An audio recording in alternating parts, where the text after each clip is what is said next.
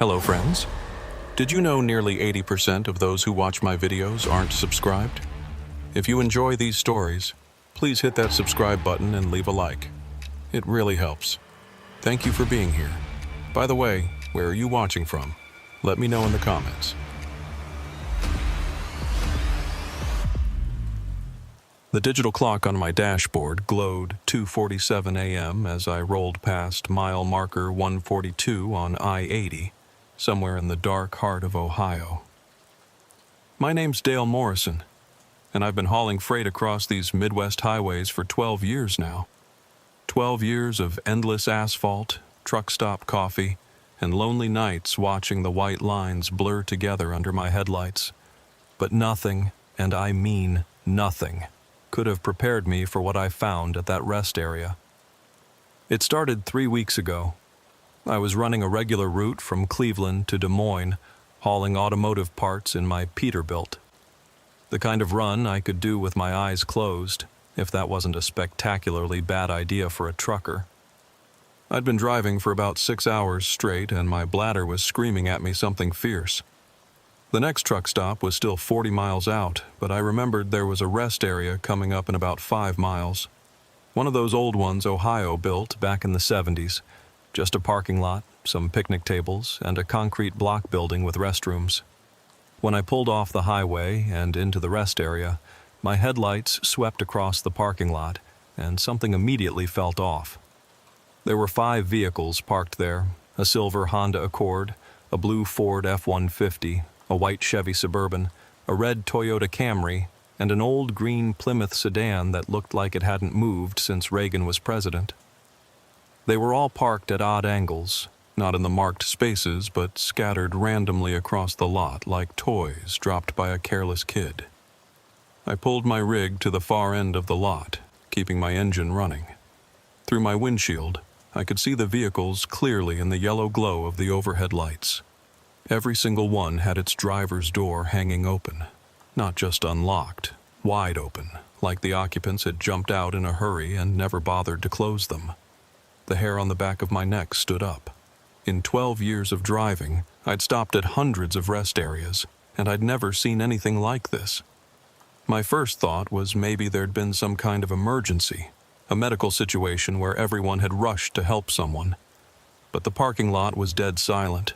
No people, no movement, nothing. I sat there for a full minute, just watching and listening.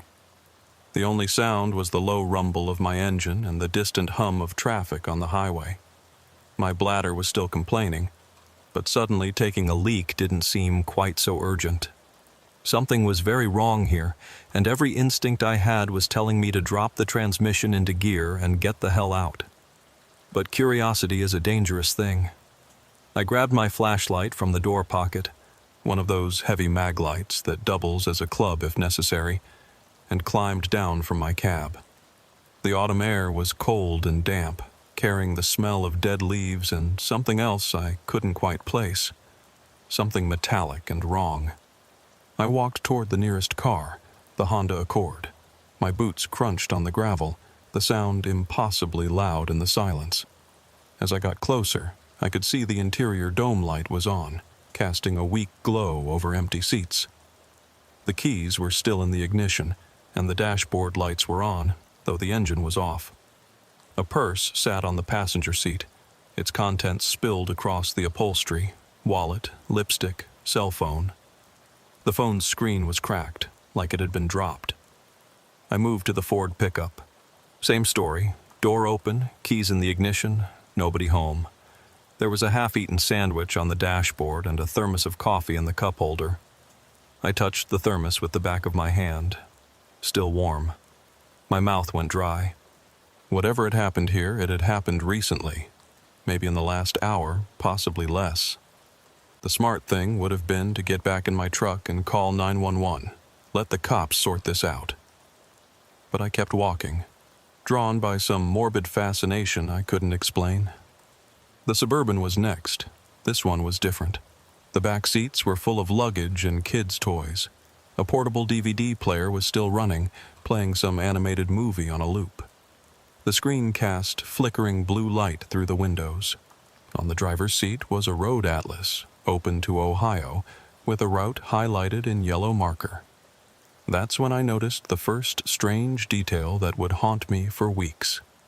On the inside of the open driver's door, there were scratches in the plastic, deep gouges, like someone had clawed at it desperately. And at the edge of the door frame, caught on a sharp bit of metal, was a small piece of fabric. Plaid flannel, the kind you'd see on 1,000 different shirts at any truck stop in the Midwest. I was reaching for the fabric when I heard it, a sound that made my blood run cold. It was coming from the restroom building, maybe 50 yards away. A rhythmic thumping, like someone banging on a door. Thump, thump, thump.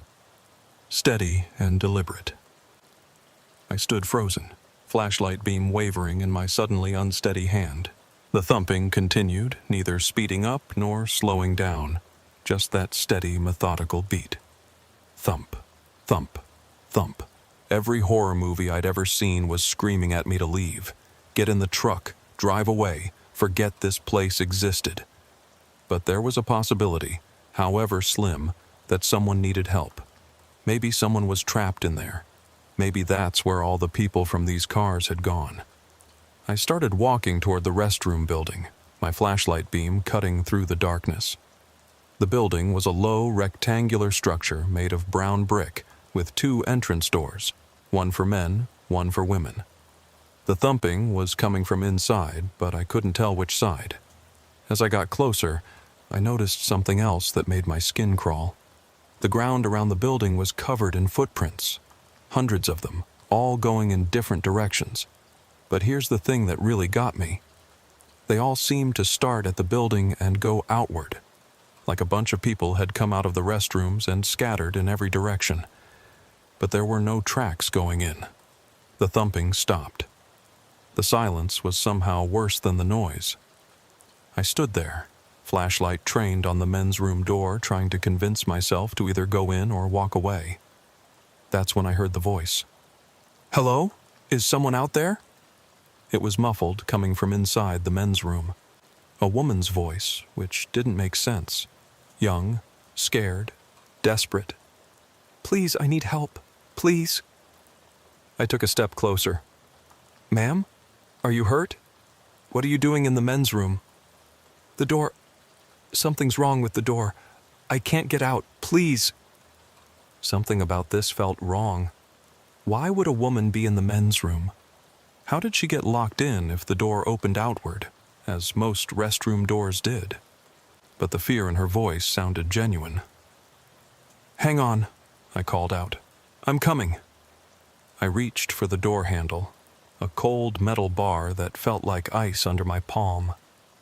As I started to pull, the voice inside changed. It got deeper, rougher. "Yes, come in. Come in and help." I jerked my hand back like I'd been burned. That wasn't the same voice. It wasn't even close. It sounded like someone doing a bad impression of the woman's voice, like they'd forgotten what they were supposed to sound like halfway through the sentence. I backed away from the door, my heart hammering in my chest. The thumping started again, but now it was coming from both restroom doors. Thump, thump, thump, in perfect synchronization. That's when I saw something that made me run. Really run, not just back away, but full-on sprint to my truck. In the narrow gap under the men's room door, illuminated by my swinging flashlight beam, I saw fingers. Dozens of them pressing out from under the door, feeling around like blind worms. But they were all wrong, too long, too many joints, bending in ways fingers shouldn't bend. I ran harder than I'd run in years, my boots slipping on the gravel. Behind me, I heard the restroom doors bang open and something that sounded like multiple people running, but with a weird off-rhythm gait, like they were all trying to run in sync but couldn't quite manage it. I practically flew up into my cab, slamming the door behind me and throwing the locks. My hands were shaking so bad it took me 3 tries to get the truck in gear. As I started to pull out, my headlights swept across the restroom building one more time. There were people standing there, maybe a dozen of them, all perfectly still, all facing my truck. Men, women, even a couple of kids. They looked normal enough from a distance, but something about the way they stood was wrong. Too still. Too synchronized. Like mannequins that had been posed by someone who didn't quite understand how humans were supposed to stand. I gunned it out of there, my trailer fishtailing as I merged back onto I-80. In my mirrors, I could see them still standing there, watching, until the darkness swallowed them up. I drove for another hour before I stopped at a well-lit truck stop full of people. Normal people who moved like people should move. I called the Ohio State Highway Patrol and reported what I'd seen, leaving out the weird parts and just telling them about the abandoned vehicles. They said they'd send someone to check it out. The next morning, I saw a small item in the news. 5 vehicles found abandoned at a rest area on I-80. No signs of the owners. Police investigating. No mention of anything else. I thought that would be the end of it. I changed my route, started taking I-70 instead of I-80. Told myself it was just a weird night. Maybe some kind of elaborate prank or something I didn't understand. But a week later, I was talking to my buddy Earl at a truck stop in Indiana, and he mentioned something that made my blood run cold. "Strangest thing," he said, stirring sugar into his coffee. "I stopped at that rest area near mile marker 142 last night. You know, the old one? There were 5 cars in the lot, all with their doors open. Gave me the creeps, so I didn't even stop. Just pulled right through." "What kind of cars?" I asked, though I already knew the answer. "Let's see. A silver Honda, a blue pickup, white Suburban, red Camry, and some old green beater. Plymouth, I think." The same cars. Exactly the same cars. "What time was this?" I asked. "Oh, about 2:30 in the morning. Why?" I didn't answer. I couldn't. Because if Earl had seen those same cars a week after I had, then something was happening at that rest area that defied explanation. Either those cars had been returned somehow, or what I'd seen hadn't been abandoned cars at all, but something else. Something that looked like abandoned cars. Something that wanted people to stop and investigate. I started asking around, casual-like, whenever I met other truckers. Had anyone else stopped at that rest area? Seen anything weird? The stories I heard made me wish I hadn't asked. Randy from Columbus said he'd stopped there 2 weeks ago. Same cars, same open doors. But he'd heard children laughing from inside the restroom building. The laugh of kids playing, except it was 3 a.m., and there were no kids anywhere. Vince, who runs refrigerated goods to Chicago, said he'd pulled in there just to turn around, didn't even stop. But as he was backing up, he swore he saw faces in all the car windows, pressed against the glass, watching him.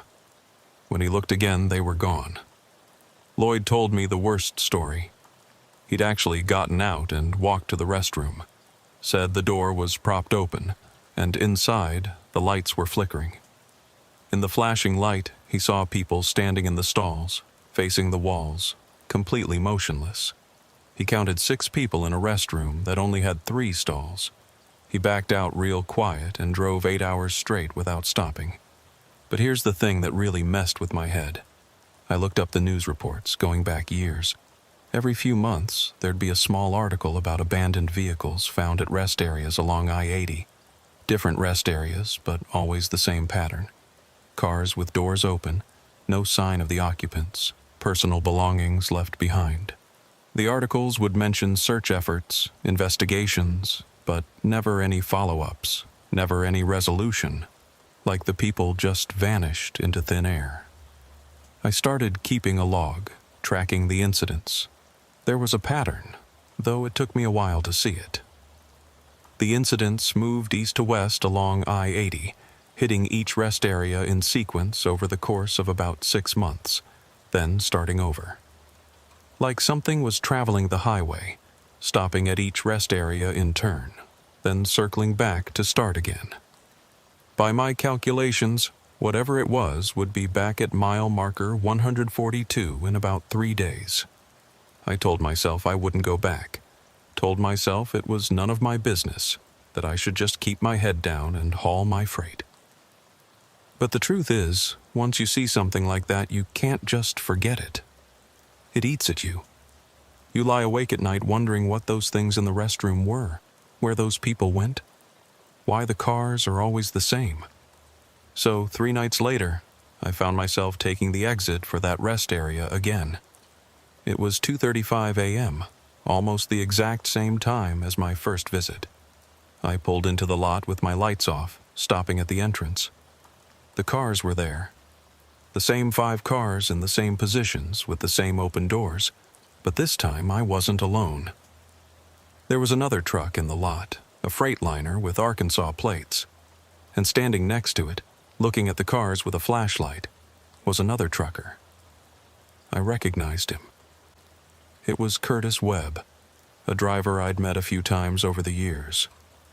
Good guy, reliable, not the type to spook easy. I flashed my lights once to let him know I was there, then pulled up beside his truck. Curtis walked over as I climbed down from my cab. His face was pale and his hands were shaking slightly. "Dale? That you?" he asked. "Yeah, it's me. Curtis, what are you doing here?" "Same thing you are, I suspect. Heard the stories, had to see for myself." He gestured at the cars. "Been here about 10 minutes. Haven't had the balls to get any closer." "Smart man," I said. "I've been here before. Trust me, you don't want to go near that restroom." "The restroom?" Curtis looked where I was pointing. "What's in there?" Before I could answer, we both heard it. The thumping, that same rhythmic banging I'd heard before. Thump, thump, thump. Curtis took a step back. "What the hell is that?" "I don't know," I admitted. "But last time I was here, something came out of there. Something that looked like people but wasn't." We stood there, 2 grown men scared of a rest area restroom, watching and listening. The thumping continued for maybe a minute, then stopped. The silence that followed was oppressive, like the whole world was holding its breath. Then the lights went out. All of them. The overhead lights in the parking lot, the lights in the restroom building, even the dome lights in the abandoned cars.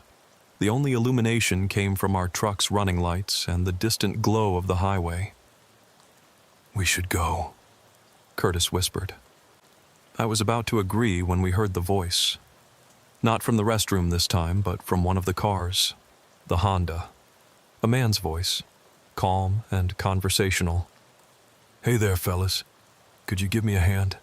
My battery's dead." We both turned our flashlights toward the Honda. There was someone sitting in the driver's seat. A middle-aged man in a Cleveland Indians cap and a windbreaker. He was smiling, but even from 30 feet away, I could tell something was wrong with that smile. It was too wide, showing too many teeth. "Come on," the man said, his voice never changing tone. "Just need a jump. Won't take but a minute." Curtis grabbed my arm.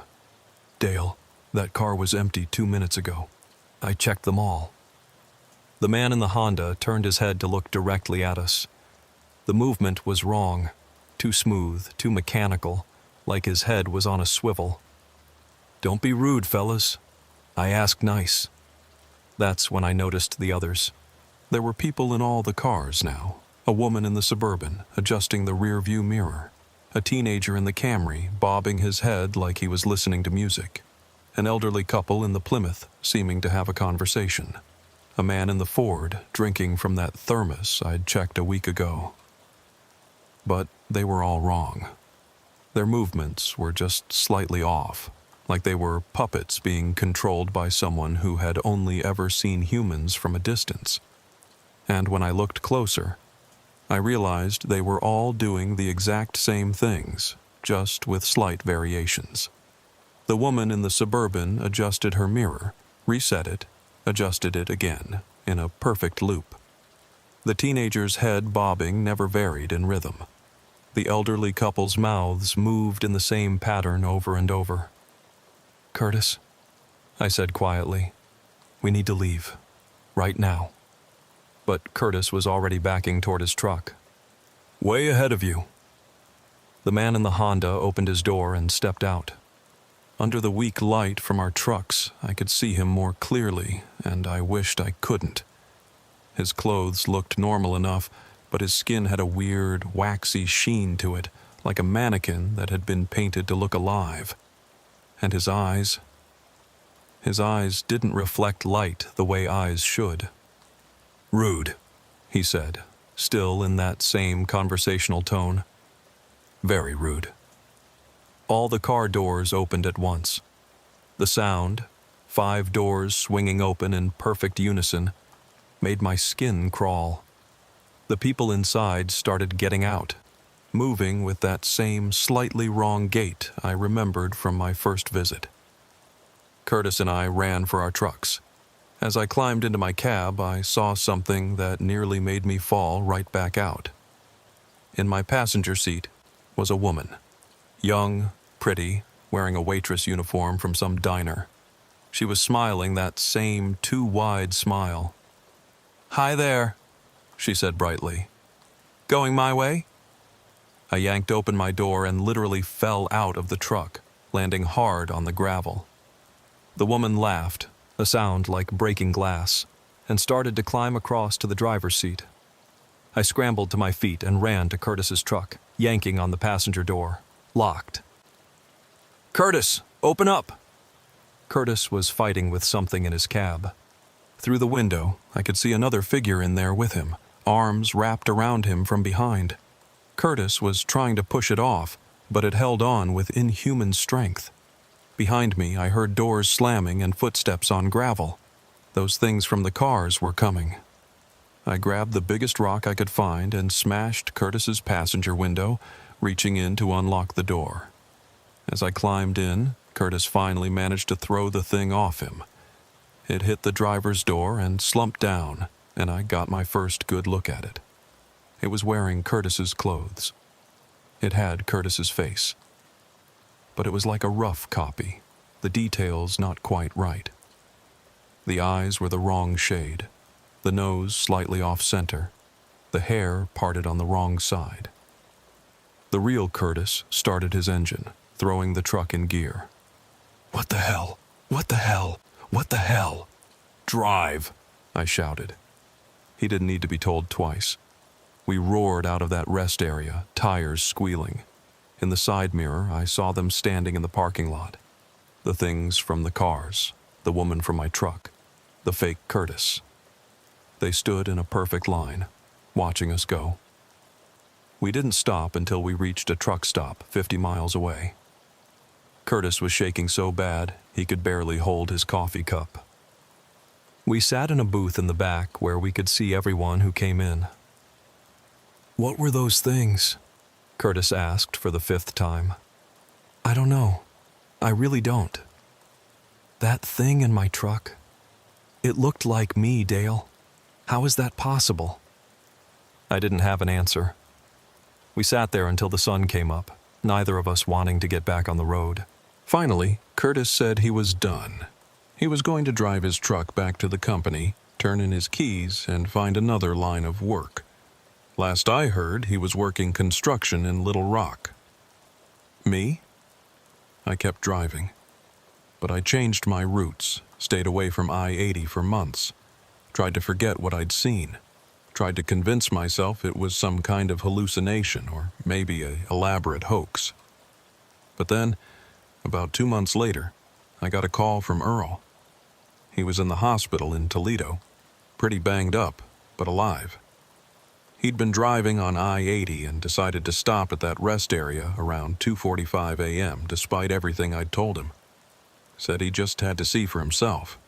The cars were there, of course. But this time, Earl said, one of them was his car. A 2015 Dodge Ram, same color, same license plate, right down to the air freshener hanging from the mirror. And sitting in the driver's seat was Earl himself. Or something that looked exactly like Earl. He said he stood there, frozen, staring at himself through the windshield. The other Earl smiled and waved, then got out of the truck and started walking toward him. That's when Earl ran. He got in his truck and tore out of there, but he was so shaken that he drifted off the road about 10 miles later and hit a guardrail. The police found him unconscious in his cab. When he came to in the hospital, he told them about the rest area. But of course, they didn't believe him. Thought he'd fallen asleep at the wheel and had some kind of weird dream. But I believed him. Because by then, I'd done more research. I'd found reports going back decades, always dismissed as urban legends or trucker tales. Stories about rest areas where people disappeared, where cars were found abandoned, where travelers reported seeing impossible things. And always, the same pattern. The same 5 cars appearing at different rest areas. The same voices calling for help. The same things that looked human, but weren't quite right. I started to develop a theory. What if those things weren't trying to replace us? What if they were trying to become us? Learning by observation, getting better at mimicking human behavior each time someone stopped to investigate? That would explain why the copies were getting more convincing. Why Earl's double looked exactly like him while the fake Curtis I'd seen was still obviously wrong. They were practicing, improving, evolving. But evolving into what? And why? I didn't get my answer until last week. Last week changed everything. I'd been avoiding I-80 for months, taking longer routes that cost me time and money, but at least kept me away from that cursed rest area. Then dispatch gave me a rush job, automotive parts that absolutely had to be in Chicago by morning. The only way to make the deadline was I-80, straight through Ohio in the dead of night. I told myself I'd just drive past the rest area. Wouldn't even look. Keep my eyes on the road, and my foot on the gas. But as I approached mile marker 142, doing 70 in the right lane, I saw something that made me ease off the accelerator. There were lights at the rest area. Not just the normal overhead lights, but dozens of them. Flashlights, spotlights, the red and blue strobes of emergency vehicles. The place was lit up like a football stadium. Against my better judgment, I pulled over on the shoulder about a quarter mile past the exit. I grabbed my binoculars from the glove box. Yeah, I keep binoculars in the truck now, don't judge. And focused on the rest area. There were at least a dozen vehicles there, but not the usual 5 abandoned cars. These were police cruisers, unmarked government sedans, and what looked like a mobile command center. People in hazmat suits were walking around the parking lot, and they'd set up some kind of perimeter with yellow tape. I sat there watching for maybe 5 minutes, trying to figure out what was happening. Then my phone rang. Unknown number, but it was an Ohio area code. Mr. Morrison? The voice was female, professional, with that particular tone that suggested government authority. Yeah? Mr. Morrison, this is Agent Sarah Chen with the FBI. I understand you're parked on the shoulder of I-80 near mile marker 142. My blood went cold. How did they know where I was? How did they have my number? I need you to continue to your destination, Mr. Morrison. Do not stop at the rest area. Do not take any photographs. Do not discuss what you've seen with anyone. How did you... We've been monitoring this situation for some time. We're aware of your previous encounters at this location. Your reports to the Ohio State Highway Patrol were very helpful. My reports? They told me they couldn't find anything unusual. Mr. Morrison, I'm going to be frank with you. This is an ongoing federal investigation into a series of incidents along the I-80 corridor. We know you've seen things. We know others have too. But for your safety and the integrity of our investigation, I need you to drive away right now. What about all those missing people? The abandoned cars? There was a pause. Mr. Morrison, there's a truck stop about 30 miles west of your current location. The Flying J off exit 118. If you stop there, someone will meet you. They'll answer what questions they can. But you need to leave now. The line went dead. I sat there for another minute, watching the lights at the rest area through my binoculars. As I watched, I saw them loading something into the back of a large unmarked van. It was covered in a black tarp, but it was roughly the size and shape of a car. One of the 5 cars. I started my engine and got back on the highway. 30 miles felt like 300, my mind racing with questions.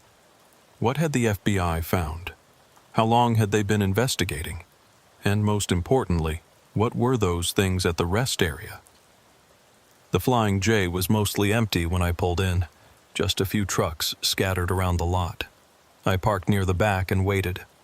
About 10 minutes later, a black SUV pulled up beside me. A woman got out, Asian, mid-30s, wearing a conservative black suit. She knocked on my door. "Mr. Morrison, I'm Agent Chen." I climbed down from my cab. Up close, she looked tired, like she'd been working too many hours with too little sleep. "Coffee?" she asked. "This might take a while."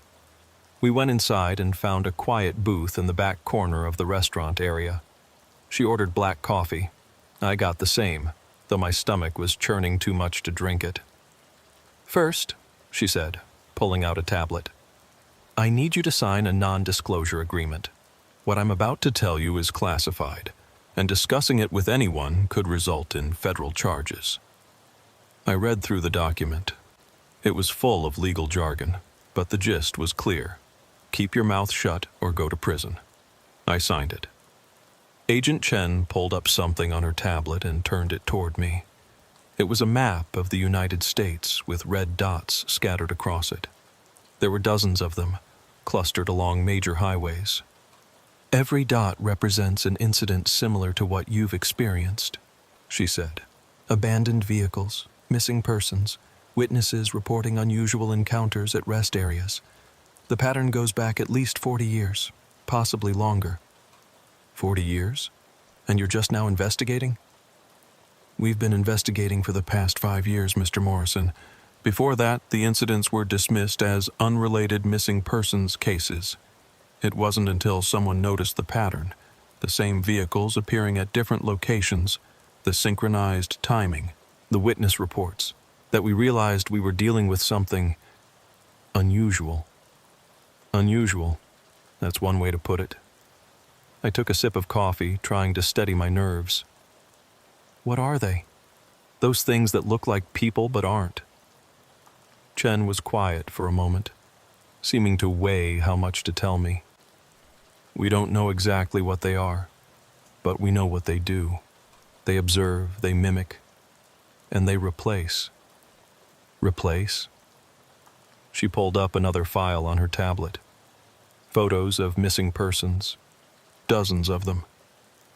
Every person who's disappeared at one of these rest areas has later been spotted elsewhere. Different cities, different states, but always the same pattern.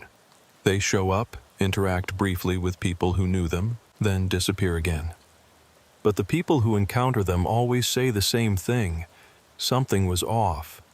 They looked right, sounded right, but their behavior was wrong. "Like copies," I said. "Bad copies that get better over time." "Exactly. We believe they're learning. Each encounter teaches them more about human behavior, human interaction. They're getting better at blending in." "But why? What's the point?" "That's what we're trying to figure out." Chen pulled up another image, a grainy security camera photo from what looked like a gas station.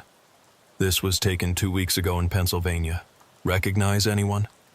I leaned in closer and felt my stomach drop. It was Curtis, or something that looked exactly like Curtis, down to the Razorback's cap he always wore. He was standing at a gas pump, but his posture was wrong, too straight, too rigid, like someone standing at attention. "That's not Curtis," I said. "Curtis quit trucking months ago. He's in Little Rock." "We know. We've confirmed the real Curtis Webb is alive and well in Arkansas. This thing was driving a truck with his old company's logo using his CDL number, following his old routes." "Jesus Christ." "It gets worse." Chen swiped to another photo. This one showed the inside of a truck stop restaurant, There were maybe a dozen people sitting at tables, all truckers by the look of them. This was taken yesterday in Indiana. Every person in this photo has been reported missing from various rest areas over the past year. I studied the faces. They all looked normal at first glance, but the longer I stared, the more wrong they seemed. They were all sitting the exact same way, holding their coffee cups at the same angle, their heads tilted at identical degrees. "They're gathering," Chen said. "For the first time, we're seeing them congregate in groups. We think something's changing in their behavior pattern." Changing how? They're becoming bolder, less concerned with staying hidden. 3 days ago, one of them walked into a DMV in Nebraska and tried to renew a license for someone who'd been missing for 6 months. When the clerk questioned the discrepancies, it just walked out. Didn't run, didn't panic, just turned and left like it had completed its task. "So what are you doing about it? That scene at the rest area?" "We're trying to capture one," Chen admitted. "Every time we've gotten close before, they've simply vanished. Left the vehicles, left the area, just gone. But tonight, we have the entire rest area surrounded. Thermal imaging, motion sensors, the works. If one of those things shows up, we'll get it." My phone buzzed. A text from Earl. "You seeing this?" With a link to a news article. The headline read, "Multiple truck stops report strange encounters with familiar strangers." Chen saw me reading. "That's going to be pulled from the web within the hour. We're trying to keep this contained, but it's getting harder. More people are noticing the pattern." "What do you want from me?" I asked. "Information. You've had more encounters than almost anyone else who's still..." She paused. "Still alive?" "Still accounted for," she corrected, though I wasn't sure that was better.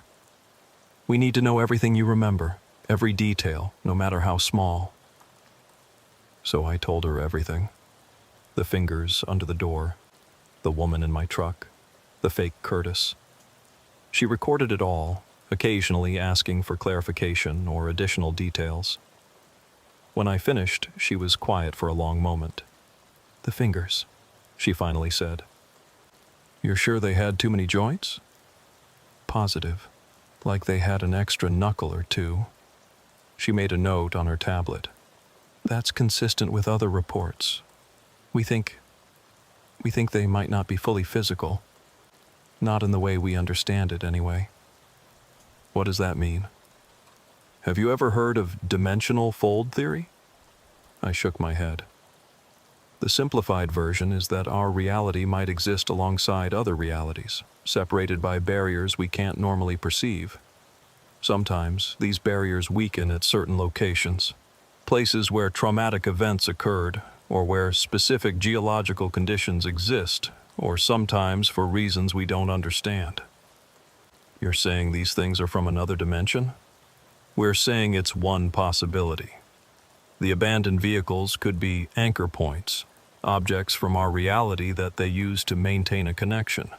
The mimicry could be their way of trying to exist in our world, copying our forms because they don't have stable ones of their own." "That's insane. 6 months ago, I would have agreed with you." Chen rubbed her eyes. "But we've exhausted every conventional explanation. These things don't show up on thermal imaging. They don't leave DNA evidence. They can appear and disappear without any trace. Either we're dealing with something beyond our current understanding of physics, or what? Or they're very good at making us think that's what they are." My phone rang. It was dispatch, probably wondering why I'd stopped. I let it go to voicemail. "There's something else," Chen said. "We've detected a pattern in their movements. They're not random. The rest areas they appear at, the sequence they follow, it's deliberate. They're moving toward something." "Toward what?" "Chicago. Every route they follow eventually leads to Chicago. We don't know why, but we think something's going to happen there. Soon." I thought about my load, the automotive parts that absolutely had to be in Chicago by morning. The rush job that forced me to take I-80. Was that really a coincidence? "I need to go," I said. "I have a delivery." Mr. Morrison, Dale, I need you to understand something. You're not safe. None of the witnesses are. We've been monitoring all of you, trying to provide protection without being obvious about it. But 3 witnesses have disappeared in the past month. People who saw what you saw, who knew what you know. Are you saying those things are hunting us? I'm saying be careful. Stay in populated areas. Don't stop at isolated rest areas. And if you see anything unusual, call this number immediately. She handed me a business card with just a phone number on it, no name or agency identification. I stood to leave, then thought of something. Agent Chen, those 5 cars at the rest area, who did they belong to originally? The real ones, I mean. She hesitated. The Honda belonged to a teacher from Akron who disappeared in 1981. The Ford was reported stolen from a dealership in 1987, but the owner was never found. The Suburban belonged to a family of 4 who vanished during a road trip in 1993. The Camry was abandoned after its owner went missing in 2001. And the Plymouth? What about the Plymouth? The Plymouth was manufactured in 1974, but according to our records, that specific VIN number was never assigned to any vehicle. It shouldn't exist. That sent a chill down my spine. It's theirs. An original, not a copy. That's our working theory. It might be how they first entered our reality, creating something that looked like it belonged but never quite did. I left the truck stop with more questions than answers. The drive to Chicago was tense, checking my mirrors constantly, jumping at every shadow. I made my delivery just before dawn, then found a motel in the suburbs. I needed sleep, but my mind wouldn't stop racing. Those things were heading to Chicago, all of them converging on the city for some unknown purpose, and I was right in the middle of it. I tried calling Curtis to warn him, but his number was disconnected. Called Earl, but it went straight to voicemail. One by one, I tried every trucker I knew who'd had an encounter at that rest area. None of them answered. That's when I realized the truth. Agent Chen said 3 witnesses had disappeared, but I was starting to think it was more than that. Maybe all of them were gone, replaced by those things. Maybe I was the only one left who knew the truth. I looked out my motel window at the Chicago skyline in the distance. Somewhere out there, those things were gathering, planning something. And I was probably the only person besides the FBI who knew it was happening. I made a decision. I wasn't going to run. I wasn't going to hide. I was going to find out what those things wanted, why they were here, and most importantly, how to stop them. I pulled out my laptop and started searching. News articles about missing truckers, unexplained disappearances at rest areas, sightings of people acting strangely. The pattern was there if you knew what to look for. Dozens of incidents, all pointing toward Chicago. Then I found something that made my blood run cold. A trucking forum post from 2 days ago. Anyone else seeing drivers that look familiar but wrong? Spotted 5 of them convoying toward Chicago on I-90. Same speed, same lane changes, like they were synchronized. The responses were what scared me. Saw the same thing on I-94. Counted at least 10 trucks moving in perfect formation. I-55 here. Passed a whole line of them. Tried to radio, but no response. They're all heading to the same place, marshalling yard on the south side. I mapped the location.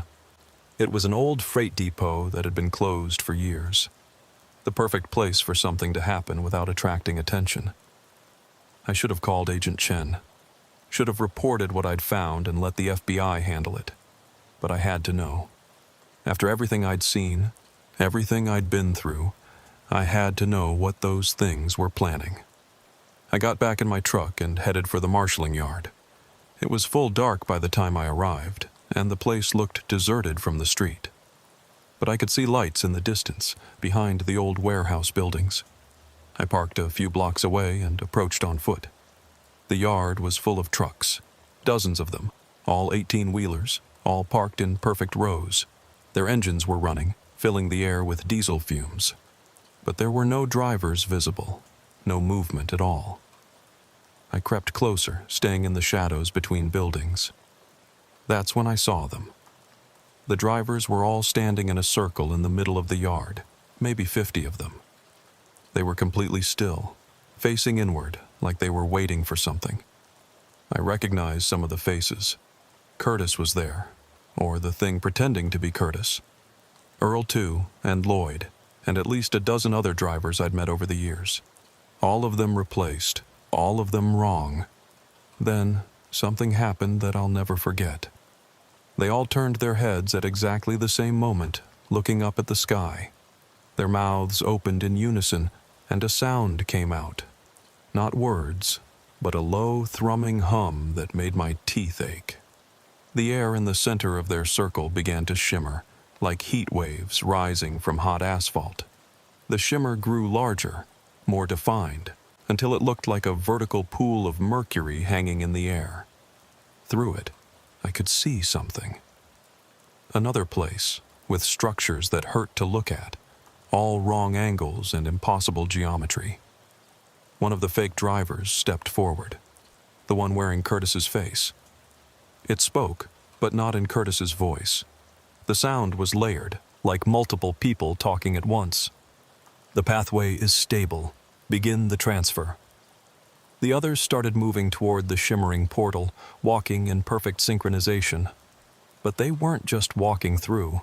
As each one entered, they seemed to unfold, revealing their true forms. Things that were definitely not human, all writhing tendrils and too many eyes, shapes that shouldn't exist in three-dimensional space.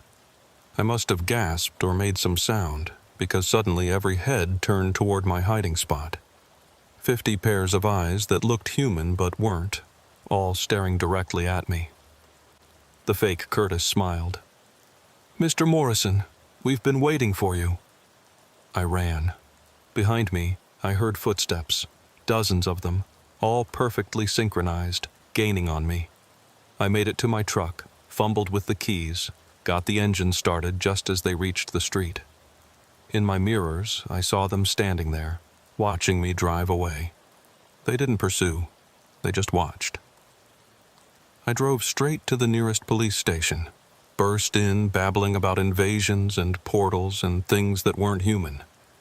They thought I was crazy or on drugs.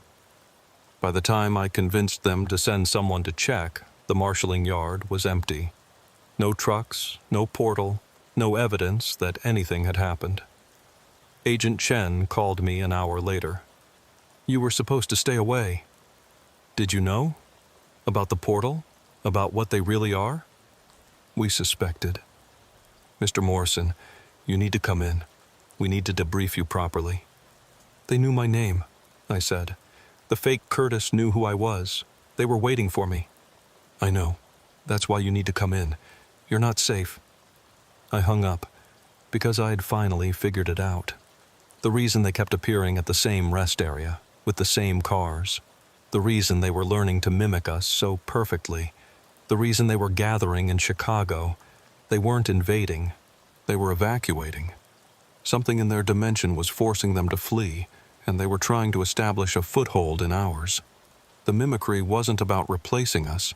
It was about learning to survive here, to blend in. The portal in Chicago was probably one of many, bringing more of them through. But here's what really terrified me. If something was bad enough to make interdimensional beings flee their reality, what would happen when it followed them to ours? I've been driving for 3 days straight now, stopping only for gas and coffee. I can't go home. They know where I live. Can't trust other truckers. I don't know who's real anymore. The FBI keeps calling, but I don't answer. How do I know Agent Chen is who she claims to be? How do I know she's even human? The news is starting to report strange incidents across the Midwest. Unexplained disappearances, sightings of unusual phenomena, emergency services responding to calls that turn out to be false alarms at empty locations. The government is calling it mass hysteria, but I know better. They're spreading out from Chicago, establishing themselves, preparing for something. And the real horror is that we don't know what they're preparing for. Are they trying to save themselves? Or are they the advance guard for something worse? I'm writing this all down because someone needs to know the truth. If something happens to me, if I disappear, or if you see me but I'm not quite right, you'll know why. Check the rest areas. Watch for the signs. And whatever you do, if you see 5 abandoned cars with their doors open at 2:47 a.m., just keep driving. Don't stop. Don't investigate. Don't try to help. Because sometimes the scariest thing on the highway isn't what's chasing you, it's what's running away from something even worse. It's been 2 weeks since the marshalling yard incident, and I'm still on the road. Can't stop, won't stop. The moment I stay in one place too long, I start seeing them. In the corner of my eye at truck stops, in the vehicles passing me on the highway, even in the reflection of my own mirrors. They're everywhere now, and they're not trying to hide anymore. I've been keeping track of the news on my phone. The media is calling it the Midwest Mystery. A wave of strange sightings and unexplained events spreading out from Chicago like ripples in a pond. Missing persons reports have tripled. Whole families vanishing from their homes, only to be spotted days later hundreds of miles away, acting unusual according to witnesses. The FBI has stopped calling me. Either they've given up or they've got bigger problems to deal with.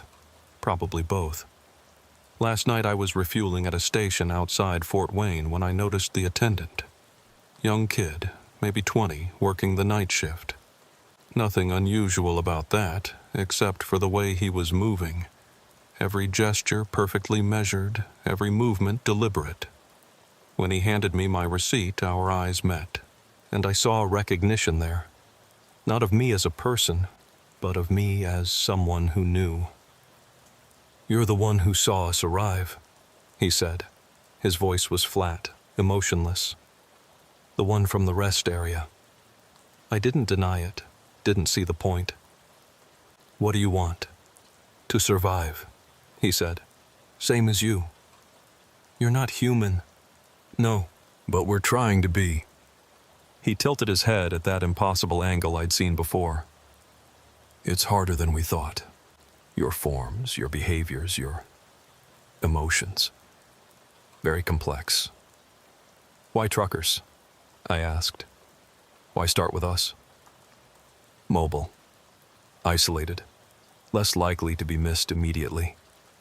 He blinked, but his eyes stayed open a fraction too long. We needed time to learn, to practice. Highway rest areas were perfect. Liminal spaces where reality is already thin. Reality is thin at certain points. Places where many people pass through but few remain. Airports, train stations, rest areas. The constant flow of consciousness weakens the barriers, makes it easier for us to cross over. Cross over from where? He was quiet for a moment, and when he spoke again, his voice had changed. It was layered, echoing, like multiple beings speaking through one mouth. "From a place that no longer exists. Our reality is collapsing, consuming itself. We had no choice but to flee. This was the only world we could reach, the only one similar enough to ours for us to survive in." "But you're replacing people, taking their lives." "No." He shook his head, the movement still wrong but getting better. "We're copying them, learning from them. The originals are elsewhere. Safe, but elsewhere. We needed their forms, their memories, their knowledge of how to exist here. When we're done learning, when we can survive on our own, we'll return them." I wanted to believe him. God help me. I wanted to believe these things were just refugees trying to survive. But then I remembered the terror in that rest area, the wrongness of those fingers under the door, the fake Curtis with his too wide smile. What about the ones who fought back, the ones who ran? The kid's expression didn't change. "Mistakes were made. We didn't understand fear at first, didn't realize how it would affect you. We're learning to be better, to be more human. And if you can't learn to be human enough, then we'll fail. And when our reality finishes collapsing, it will take yours with it. Before I could respond, he turned and walked back into the station. Through the window, I watched him resume his position behind the counter, movements already more natural than they'd been minutes before. Learning, adapting, becoming. I drove away with more questions than answers. If what he said was true, if they really were refugees from a dying reality, did that change anything? They were still taking people, still replacing them. But if the alternative was the collapse of both our realities, I needed answers. Real answers, not the half-truths and suspicions I'd been living with. So I did something stupid. I went back to the rest area at mile marker 142.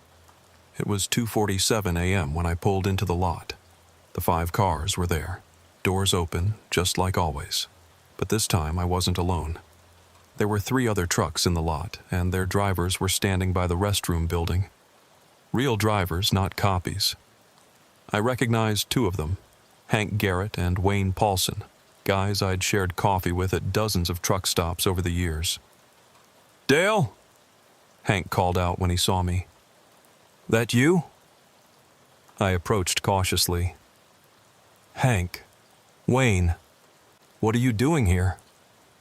"Same as you, I reckon," Wayne said. "Trying to make sense of all this insanity. Been comparing notes with other drivers. This place seems to be ground zero for whatever's happening." The third driver, a guy I didn't recognize, stepped forward. "Name's Rex Cooper. Been driving for 23 years, and I've never seen anything like what's been happening these past few weeks." "You've all had encounters?" I asked. They nodded. Hank had seen his own double at a way station in Indiana. Wayne had picked up a hitchhiker who turned out to be someone who'd gone missing 3 months ago, down to the clothes they'd been wearing when they disappeared. Rex had watched an entire convoy of trucks moving in perfect synchronization down I-70, all driven by people with the same blank expression. "We figure it's time we got some answers," Hank said. "And this place seems like the best spot to start." "This is a bad idea," I said. "We should leave. Now." "Can't keep running forever, Dale," Wayne said. "Whatever these things are, they're spreading. Pretty soon there won't be anywhere left to run to." He was right, but that didn't make me feel better about standing in that cursed rest area. The familiar thumping started from the restroom building, that rhythmic banging I'd heard on my first visit. Thump, thump, thump. "What is that?" Rex asked, his hand moving to the pistol on his hip. "That's how it starts," I said. "Every time. Something in there pretends to need help, tries to lure people in." "Well, let's see what happens if we don't take the bait," Hank said. He pulled out a flashlight and shone it on the restroom doors. "We know you're in there. We know you're not human. So how about you come out and we have a civilized conversation?" The thumping stopped. For a long moment there was only silence. Then the men's room door opened and someone stepped out. It was me. Or rather, it was something that looked exactly like me. Same clothes I was wearing, same trucker's cap, same 3-day stubble.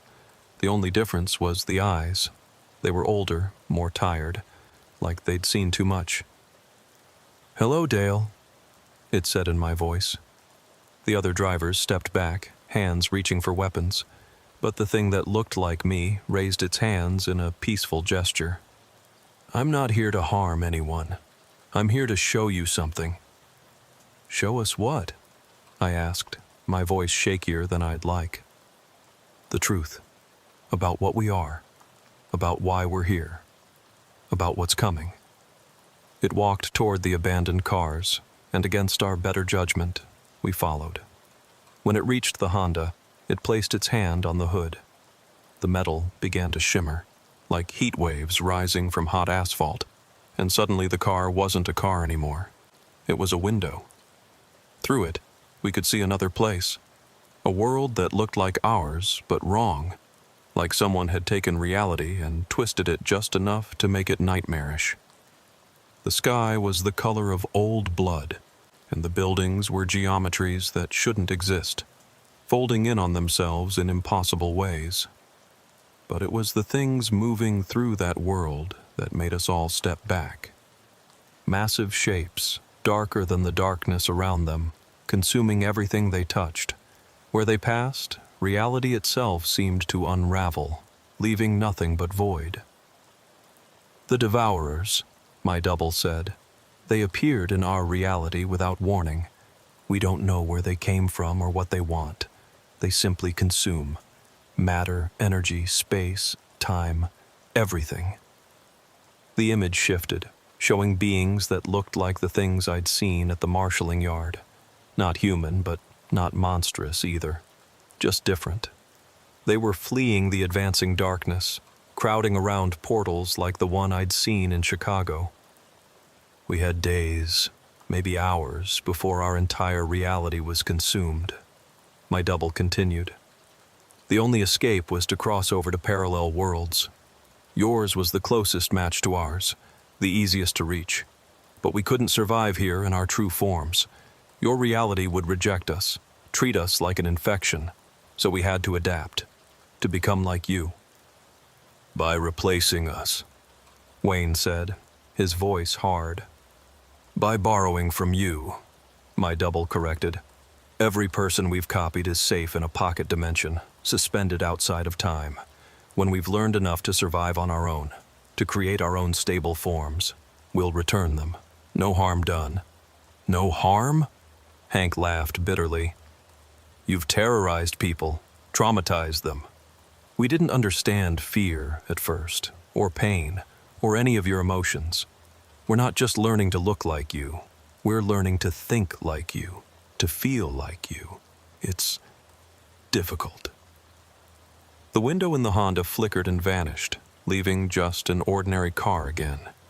My double turned to face us, and for the first time, I saw something almost human in its expression. Regret, maybe, or sadness. But there's a problem, it said. The Devourers followed us. The temperature seemed to drop 10 degrees. Rex spoke first. What do you mean, followed you?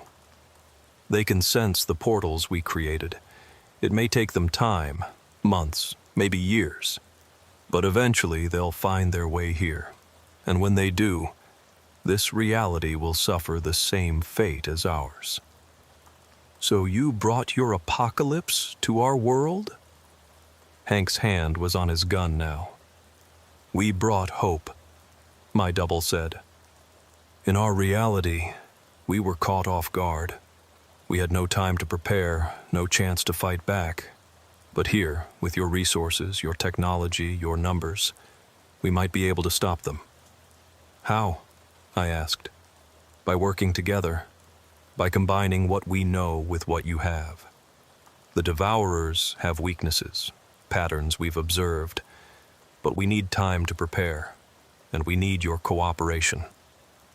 Our cooperation? Wayne shook his head. You kidnapped people, replaced them, because we didn't know how else to survive. But now we're learning.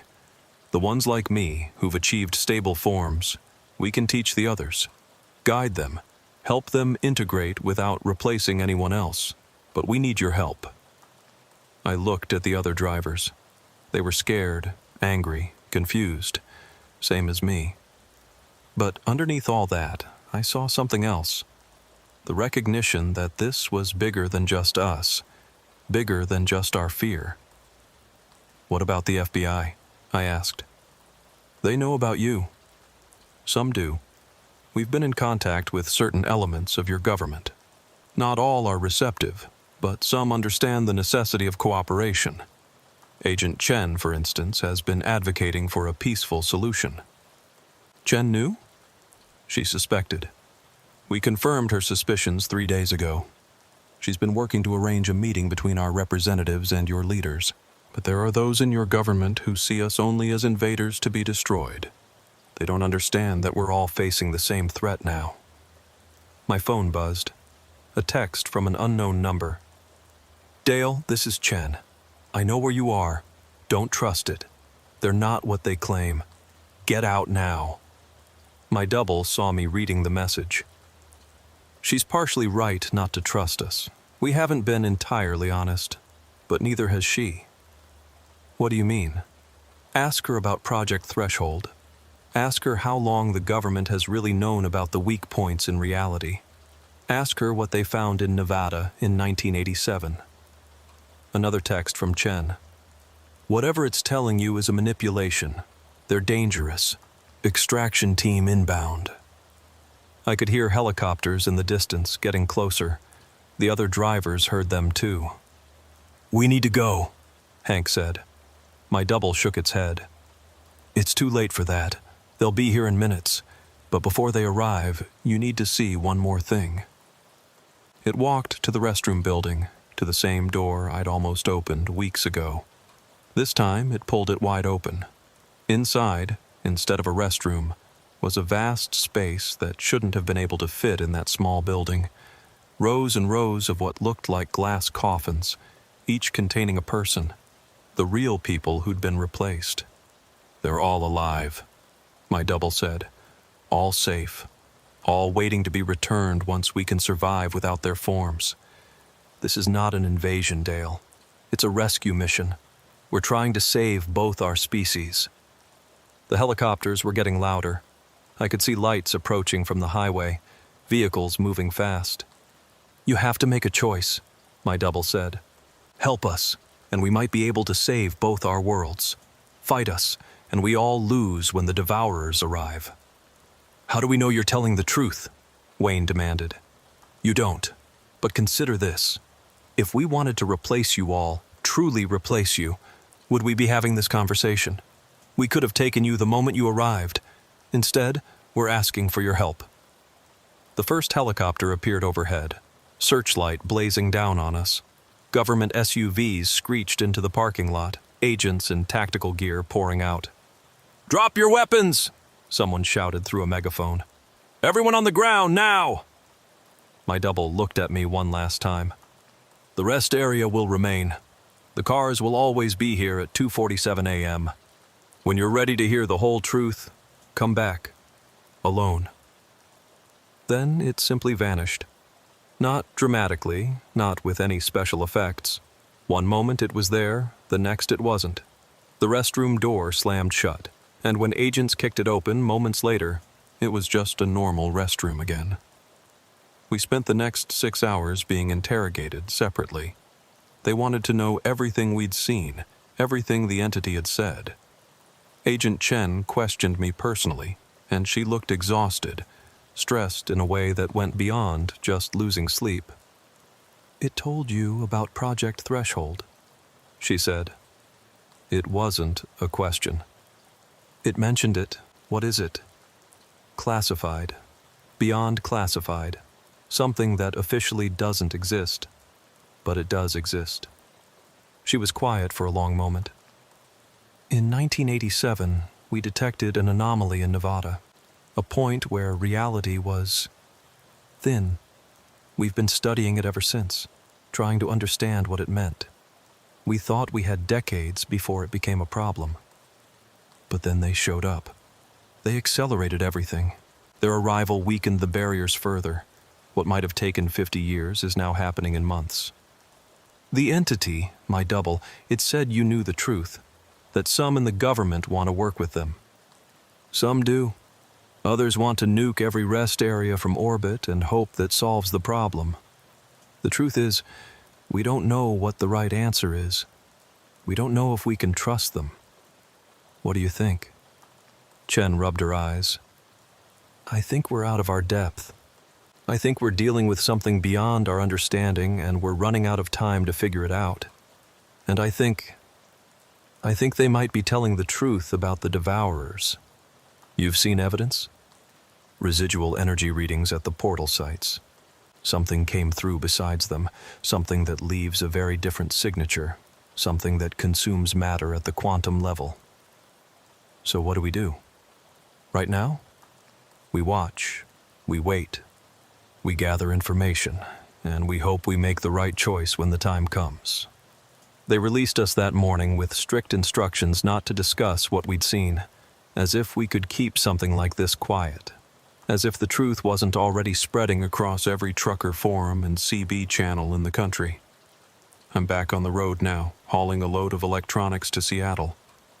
But I can't stop thinking about what my double showed us. The dying world, the fleeing refugees, the approaching devourers.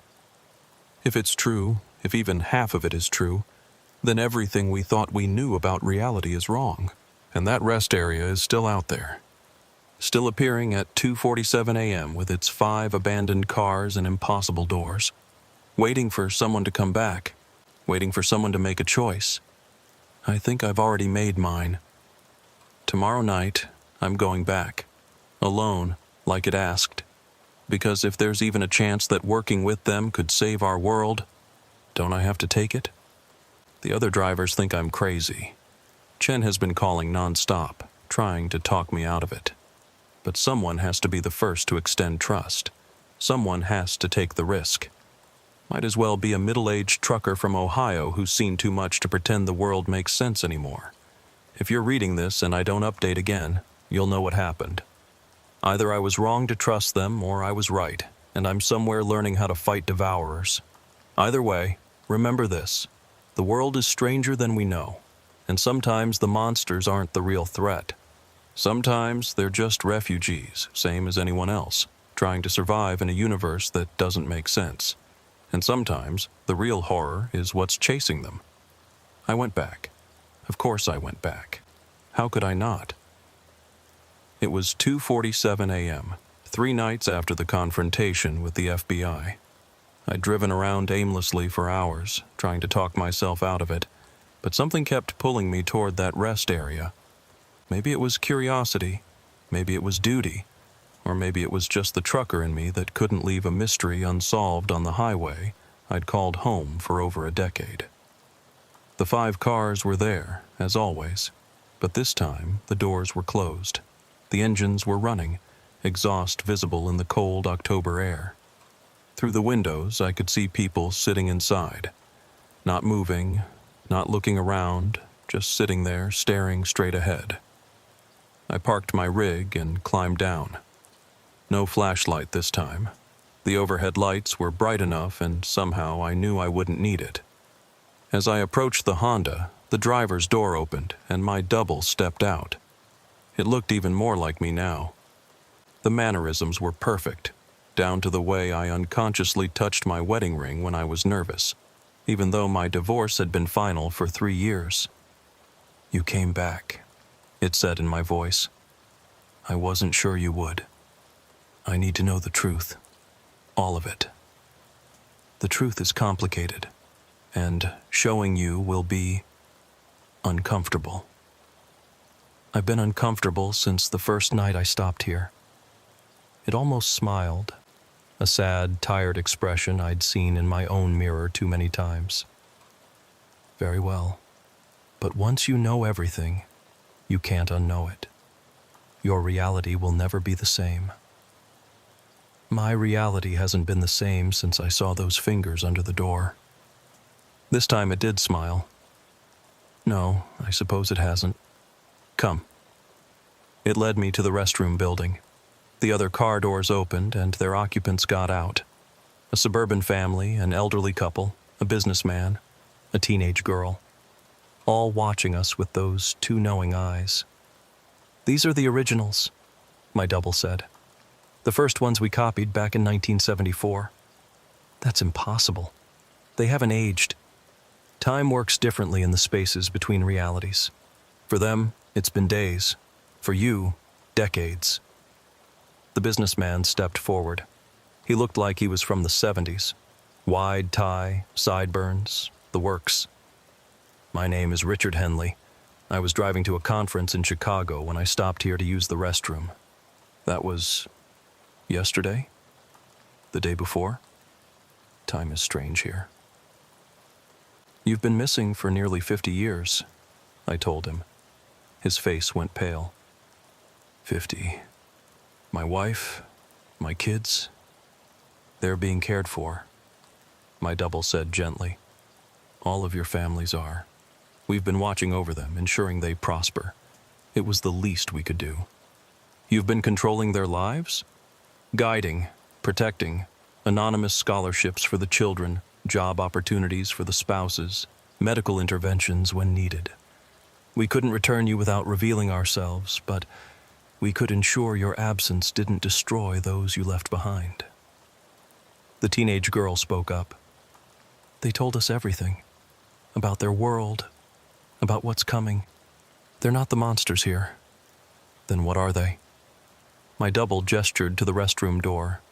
Come inside. See for yourself. This time, I didn't hesitate. I walked through that door, and reality folded around me like origami being undone.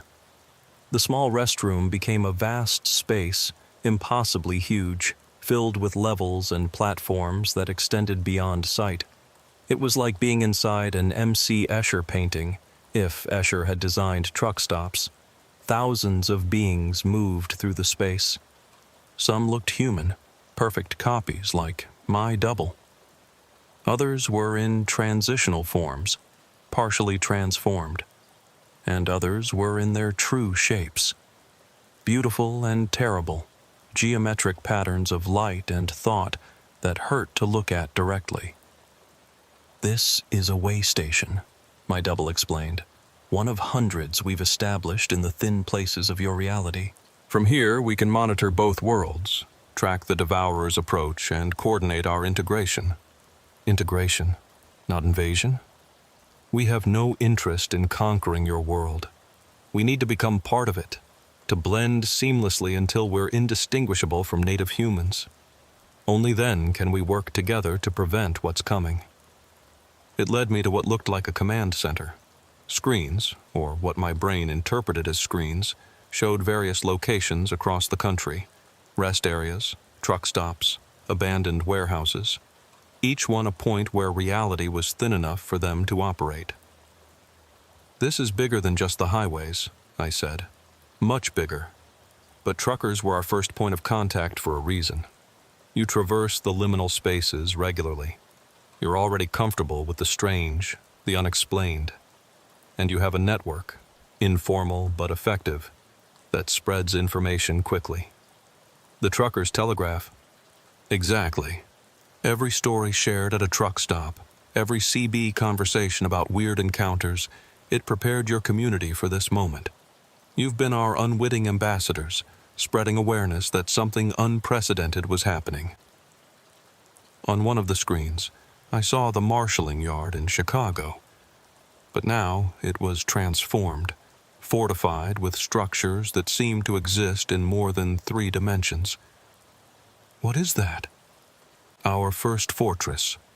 When the Devourers arrive, it will be our primary defensive position. We're building others, but quietly. Your government knows about some, pretends not to know about others. And if the defenses fail, then both our species face extinction. My double turned to face me directly. But there's something else, something we haven't told your government. The screen changed, showing a map of the United States covered in pulsing lights, thousands of them scattered across every state. Every light represents one of us who is successfully integrated. Truckers, gas station attendants, diner workers, mechanics, people in the mobile infrastructure of your nation. We chose these roles specifically. Why? Because when the Devourers come, evacuation will be crucial. We need people who know the roads, who can move supplies, who can keep the lifelines of civilization running even in chaos. Every trucker we've replaced or copied is being trained, whether they know it or not, for the largest evacuation in human history. The weight of it hit me like a physical blow. You're preparing for war. We're preparing for survival. The war is inevitable. It followed us here. But with your world's resources and our knowledge, we might win, or at least survive long enough to find another solution. A A new being approached us, one that hadn't taken human form. It was beautiful in an alien way, patterns of light flowing through crystalline structures that might have been its body. When it spoke, the sound came from everywhere and nowhere. "Show him the probability matrices," it said. My double hesitated. "That might be too much. He needs to see. They all need to see." The screens changed again, showing branching paths like a massive tree. Each branch represented a possible future, glowing with different intensities. "These are the possible outcomes based on our current models," my double explained. "The brightest paths are the most likely." Most of the branches ended in darkness. In 87% of probable futures, the devourers consume this reality within 50 years, the crystalline being stated. In 11%, we manage to hold them off, but at the cost of transforming Earth into a permanent battlefield.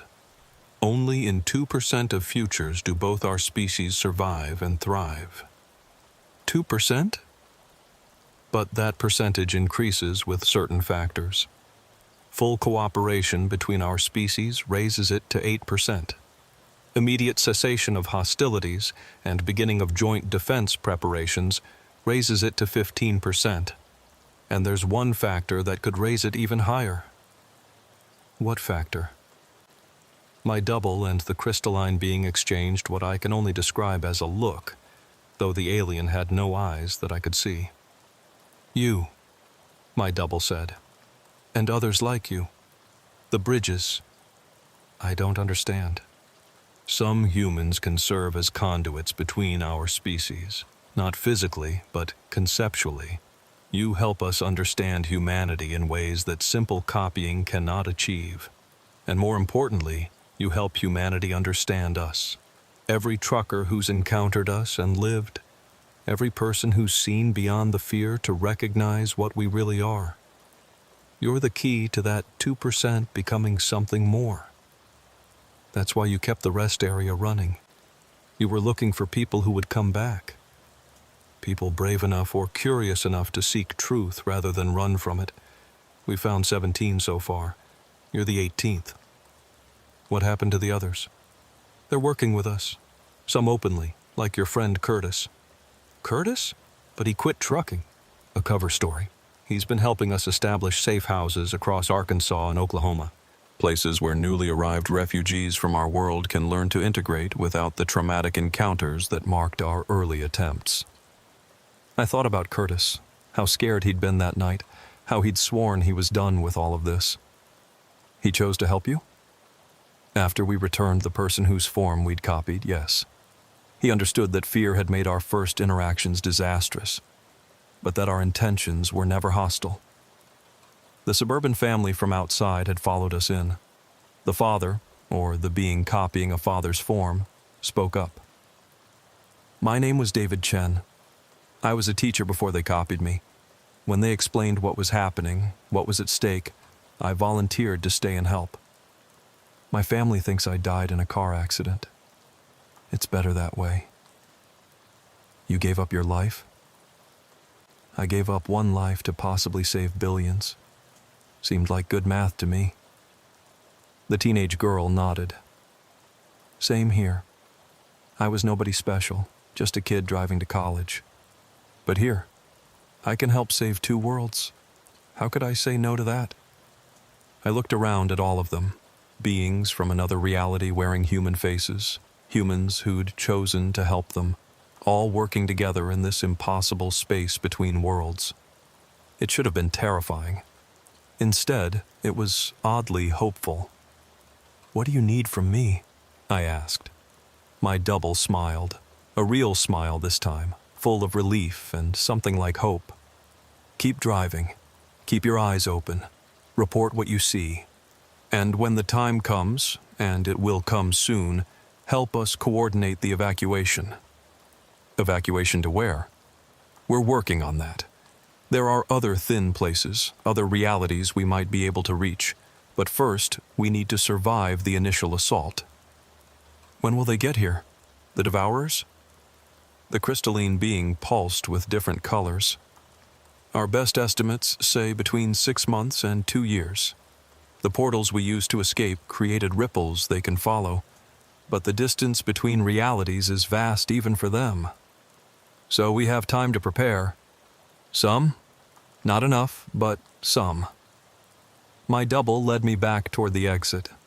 As we walked, I saw more of the space, training areas where beings practiced their human forms, communication centers coordinating with others of their kind around the world, and in one section, what looked like a hospital where humans who'd been injured in encounters were being treated. We're not perfect, my double admitted, seeing where I was looking. Mistakes have been made, people have been hurt, but we're trying to make amends. The FBI, do they know about all this? Some do. Agent Chen, no relation to David, has been here. She's seen what you're seeing, but there are factions within your government. Some want to use us as weapons. Others want to destroy us. A few, like Chen, want to find a path to coexistence. And if the hardliners win, then we all lose. The energy required to fight both your species and the devourers would leave us too weak to mount an effective defense. That's why we need people like you, trusted voices in the community who can speak to what we really are. We reached the door. Outside, I could see the 5 cars, still running, still waiting. The cars, I said. Why always the same 5? Anchors. They hold this space stable, prevent it from drifting too far from your reality. They were the first vehicles we successfully copied, and they've become quantum locked to this location. As long as they exist here, this way station remains accessible. And if someone destroyed them, then this pocket would collapse, killing everyone inside and possibly creating a rift that the devourers could exploit to arrive sooner. So you're vulnerable. Extremely. That's the other reason we need allies. Protection. I stepped outside, back into the normal world. The transition was jarring. From the vast, impossible space to a mundane rest area in Ohio, the others followed, the humans who'd chosen to stay and help. You can leave, David Chen told me. Drive away, forget this happened. We won't stop you or follow you. But if you choose to help, if you choose to be a bridge between our worlds, we'll be here, every night at 2:47 a.m. Why that specific time? That's when the barriers are thinnest here, when our first scout successfully crossed over. Time has meaning in ways your physics hasn't discovered yet. I looked at them all, these impossible beings trying to save themselves and us, these humans who'd sacrificed everything to help. The smart thing would be to leave, to pretend none of this was real. But I'd never been particularly smart. I'll help, I said, but on one condition. Name it, my double said. No more replacing people without their consent. You want to copy someone's form, you ask first. You explain what's happening. You give them a choice. That will slow our integration significantly. Without perfect copies, we'll be discovered more easily. Maybe, but it's the right thing to do. If we're going to face the end of the world together, we need to trust each other, and trust starts with honesty. My double was quiet for a long moment, then nodded. Agreed. It will make things harder, but perhaps that's what we need. The easy path led to fear and misunderstanding. Perhaps the harder path will lead to something better. I headed back to my truck, my head spinning with everything I'd learned.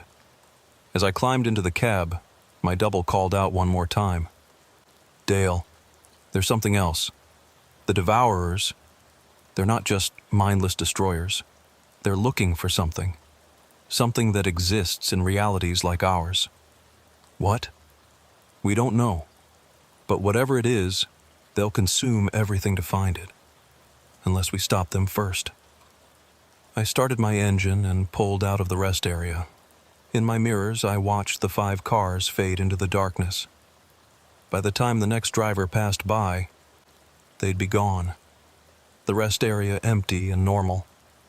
Until 2:47 a.m. came around again. I drove for the rest of the night, thinking about everything I'd seen and heard. When dawn broke, I pulled into a truck stop and did something I hadn't done in years.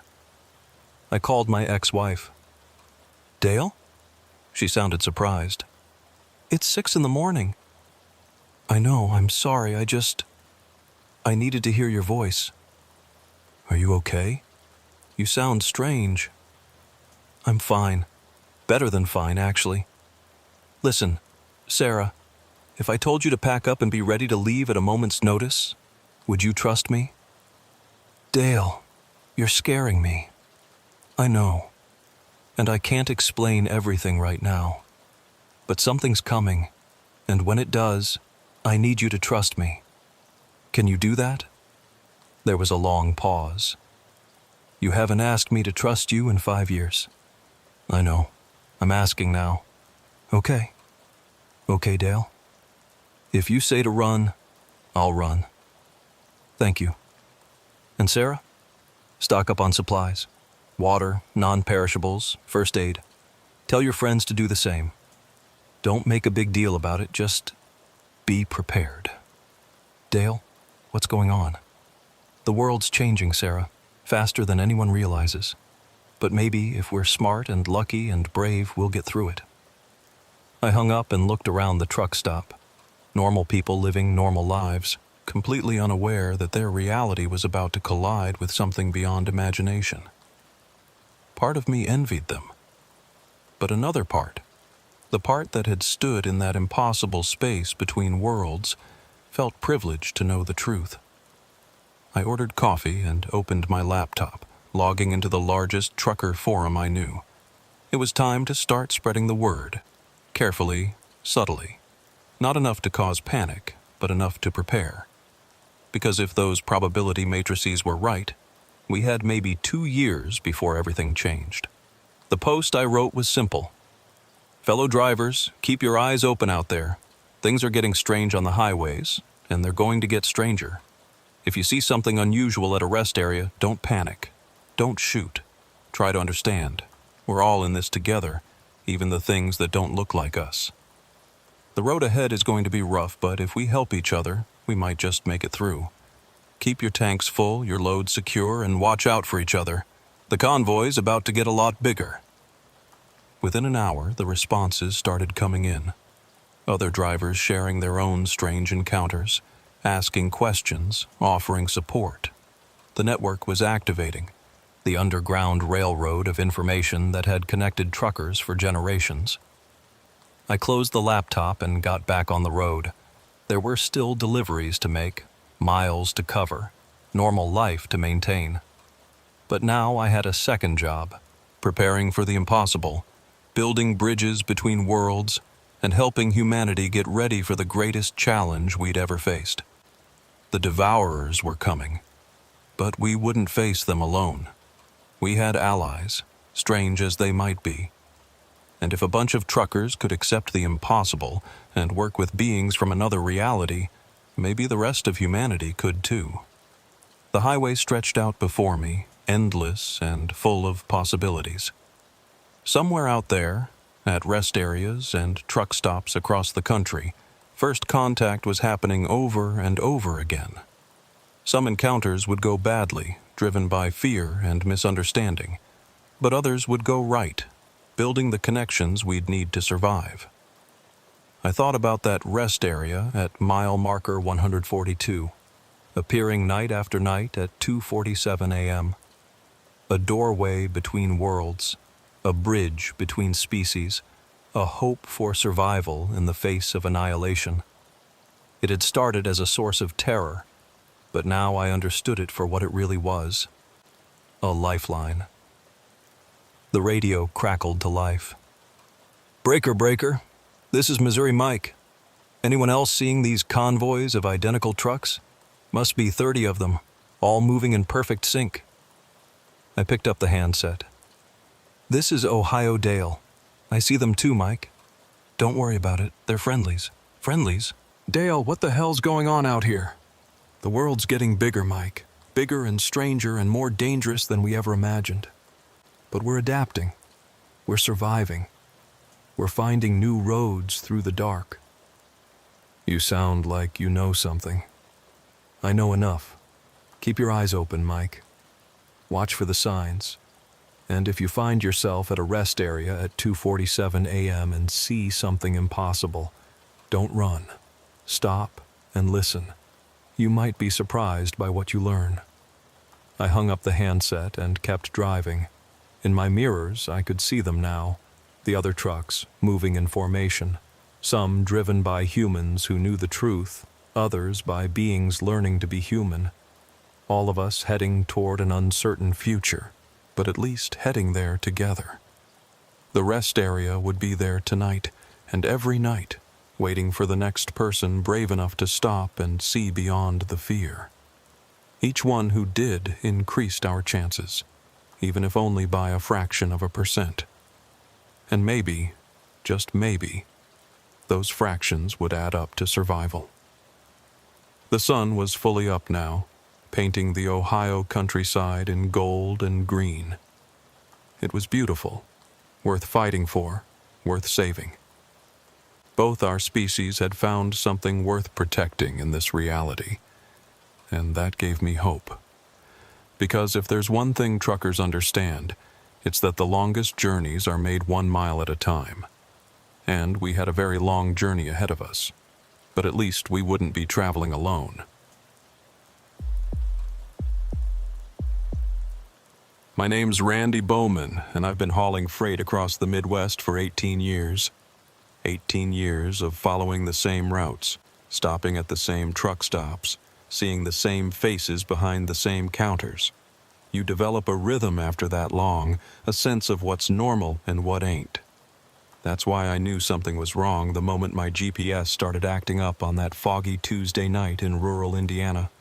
I was running a load of frozen goods from Fort Wayne to Evansville, a straight shot down US 41 that I'd made probably 50 times before. Should have been simple, 6 hours of mindless driving through cornfields and small towns, maybe a stop for coffee in Terre Haute. But around 11 p.m., just south of Lafayette, my GPS started recalculating. "Turn right in 500 feet, the synthetic voice announced. I looked at the screen, confused. There was no turn coming up, just empty fields on both sides of the highway. But the GPS insisted, showing a road that definitely wasn't there. "Recalculating," it said when I passed the invisible turn. "Make a U-turn when possible." I've had GPS units go wonky before. It happens when you're constantly crossing state lines and dealing with construction zones. Usually, I just ignore it and follow the signs. But this time was different. The screen started showing roads I'd never seen before, a whole network of highways that didn't match anything I could see through my windshield. Then the fog rolled in. It came out of nowhere, thick as cotton and glowing slightly in my headlights. One moment I could see half a mile ahead. The next I could barely see past my hood. I slowed down to 30, hazards on, white-knuckling the steering wheel. "Turn right now," the GPS commanded. This time there was a road. A narrow 2-lane that I swear hadn't been there 30 seconds earlier. The rational part of my brain said to keep going straight, stick to US 41, wait for the fog to clear. But something about that road called to me. Maybe it was the way it seemed to glow slightly in the fog, or maybe it was just curiosity about where my malfunctioning GPS thought I should go. I turned. The moment my truck left the highway, everything changed. The fog was still there, but it was different, lighter, almost luminescent. The road surface was too smooth, like it had just been paved, but there were no construction signs, no smell of fresh asphalt. My GPS screen flickered and showed my location as Harmonville, Indiana. I'd been driving Indiana roads for nearly 2 decades. There was no town called Harmonville. The road wound through what should have been cornfields, but looked more like wheat, except wheat that seemed to shimmer and move without any wind. After about 3 miles, I saw lights ahead. Street lights, shop signs, the glow of windows. A town materialized out of the fog like something from a dream. The sign at the town limits read, "Welcome to Harmonville. Population 2,847. Established 1952. I pulled out my phone to check Google Maps, but I had no signal. Not weak signal, no signal at all. The screen showed no service, where the carrier name should be. The town's main street looked like something from a Norman Rockwell painting. Perfect storefronts with hand-painted signs, flower boxes under every window, American flags hanging limp in the still air. But it was nearly midnight, and every business was lit up like it was noon. Through the windows, I could see people shopping, eating in diners, getting haircuts. All at midnight on a Tuesday. I needed to turn around, get back to the highway, but the street was too narrow for my 18-wheeler. I'd have to find a place to turn around, maybe a parking lot or a side street. I kept driving slowly through town, looking for an opportunity. That's when I noticed the people noticing me.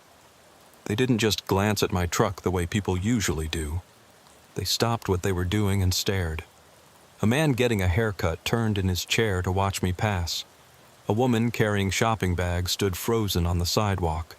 Kids playing in a yard, at midnight, stopped mid-game to track my movement. They were all smiling, every single one of them. Not natural smiles either, but the kind you'd see in a yearbook photo. Forced, held too long, involving only the mouth and not the eyes. I finally found a large parking lot behind what looked like a grocery store. As I was backing up to turn around, someone knocked on my door. I nearly jumped out of my skin. It was a man in his 50s, wearing clothes that looked straight out of the 1950s. Wool slacks, white shirt, thin black tie. His smile was so wide it looked painful. "Hello there, friend," he called out, voice artificially cheerful. "Don't see many big rigs in Harmonville. You lost?" I rolled down my window partway. "Yeah, GPS sent me the wrong way, just trying to get back to 41. His smile somehow got wider. "Oh, that's a shame. GPS units always have trouble finding us. We're kind of off the beaten path, you might say. But since you're here, why don't you stay for a bite? Rosie's Diner makes the best pie in Indiana, and they're open all night." "Thanks, but I need to get back on the road. Got a deadline." "Nonsense. You can't drive in this fog. It's dangerous out there. Much safer to wait it out here in town. We've got a nice motel, very reasonable rates. I'm Gary, by the way. Gary Henderson. I'm what passes for the mayor around here." Everything about this felt wrong. The midnight sunshine of activity, the 1950s aesthetic, the way Gary's eyes never seemed to blink. But he was right about one thing. The fog was dangerous. Maybe waiting it out wasn't the worst idea. "How long does the fog usually last?" I asked. "Oh, it comes and goes. Should clear up by morning. Come on, let me buy you a cup of coffee at least. You look tired, and Rosie's coffee could wake the dead." He laughed at his own joke, a sound like grinding gears trying to mimic human mirth. Against my better judgment, I agreed to the coffee.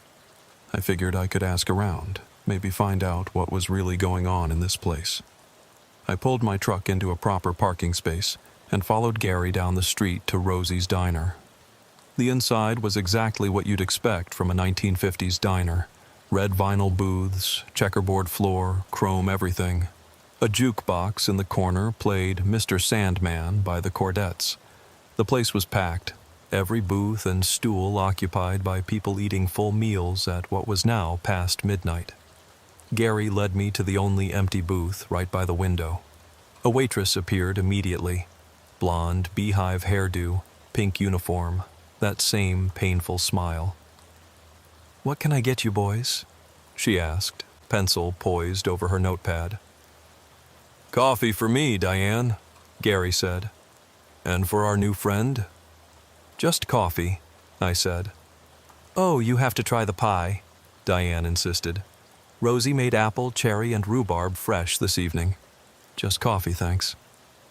Her smile flickered for just a moment like a TV with bad reception. "Of course. 2 coffees coming right up." She glided away, and I noticed she wasn't the only waitress. There were 3 others, all with the same hairstyle, same uniform, same smile. They moved in perfect synchronization, like they were choreographed. "So," Gary said, settling into the booth, "what brings you through Indiana? Besides our troublesome GPS coordinates, of course." "Just hauling freight.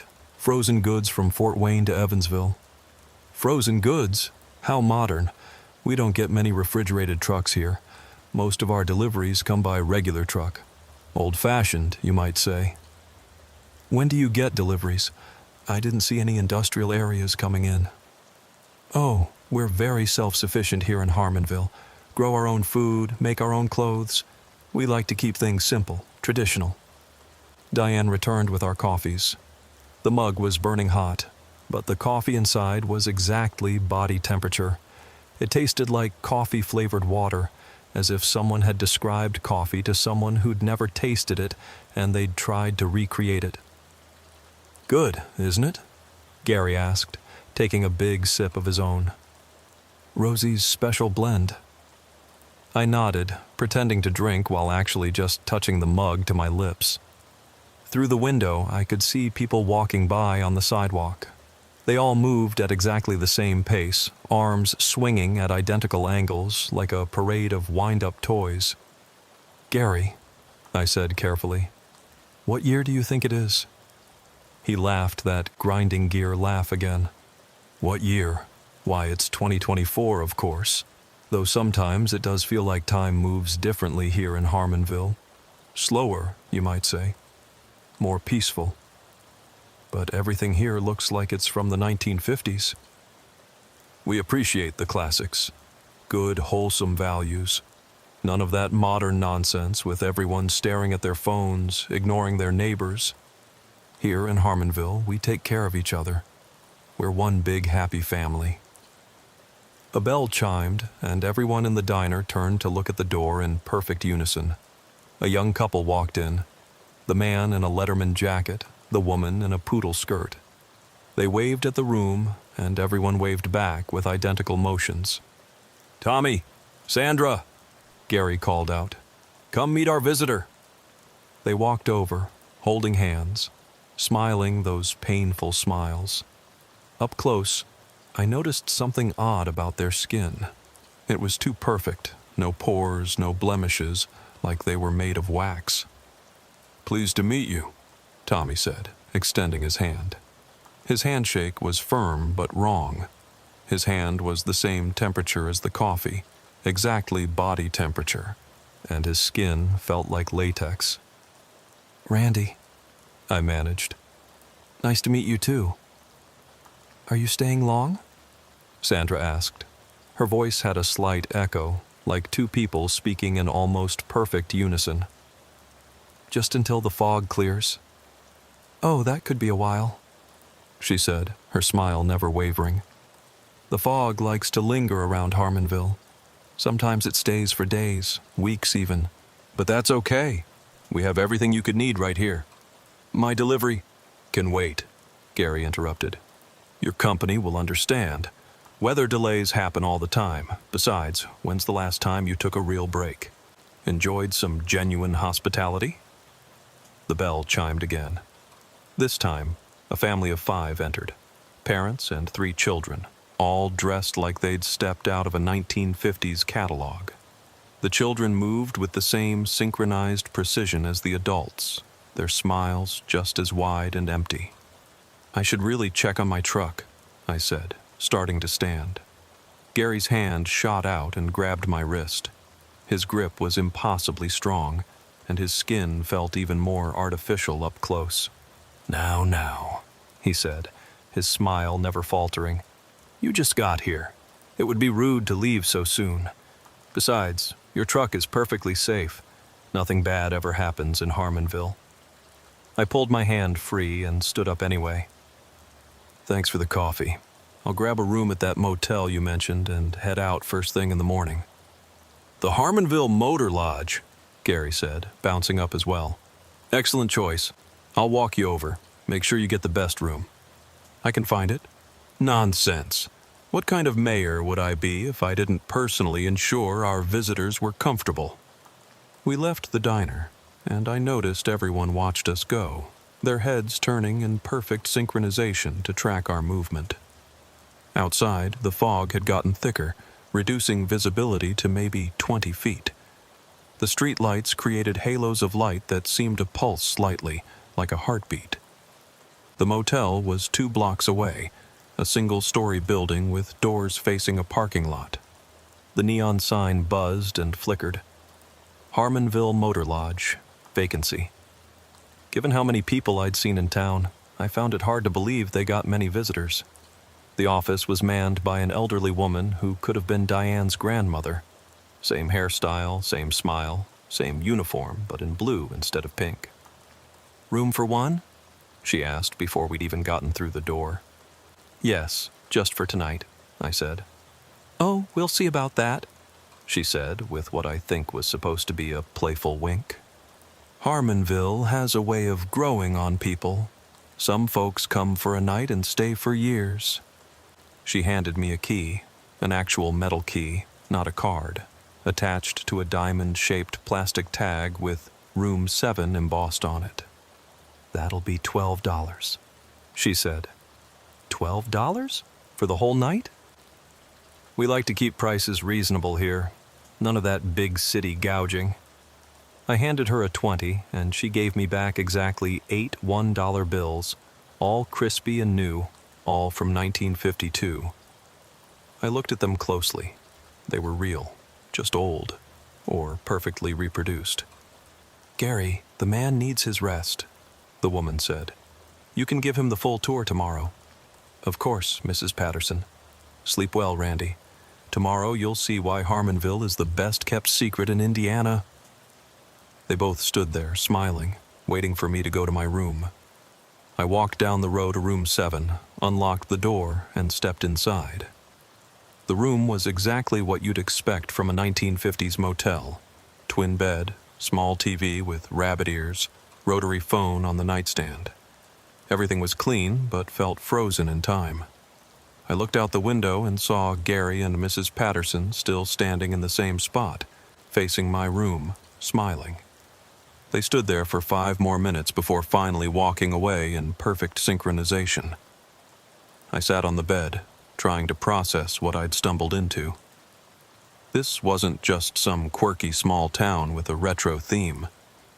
Something was fundamentally wrong with Harmonville and everyone in it. The way they moved, the way they talked, the way their skin felt. None of it was quite human. I tried my phone again. Still no signal. The room phone had no dial tone.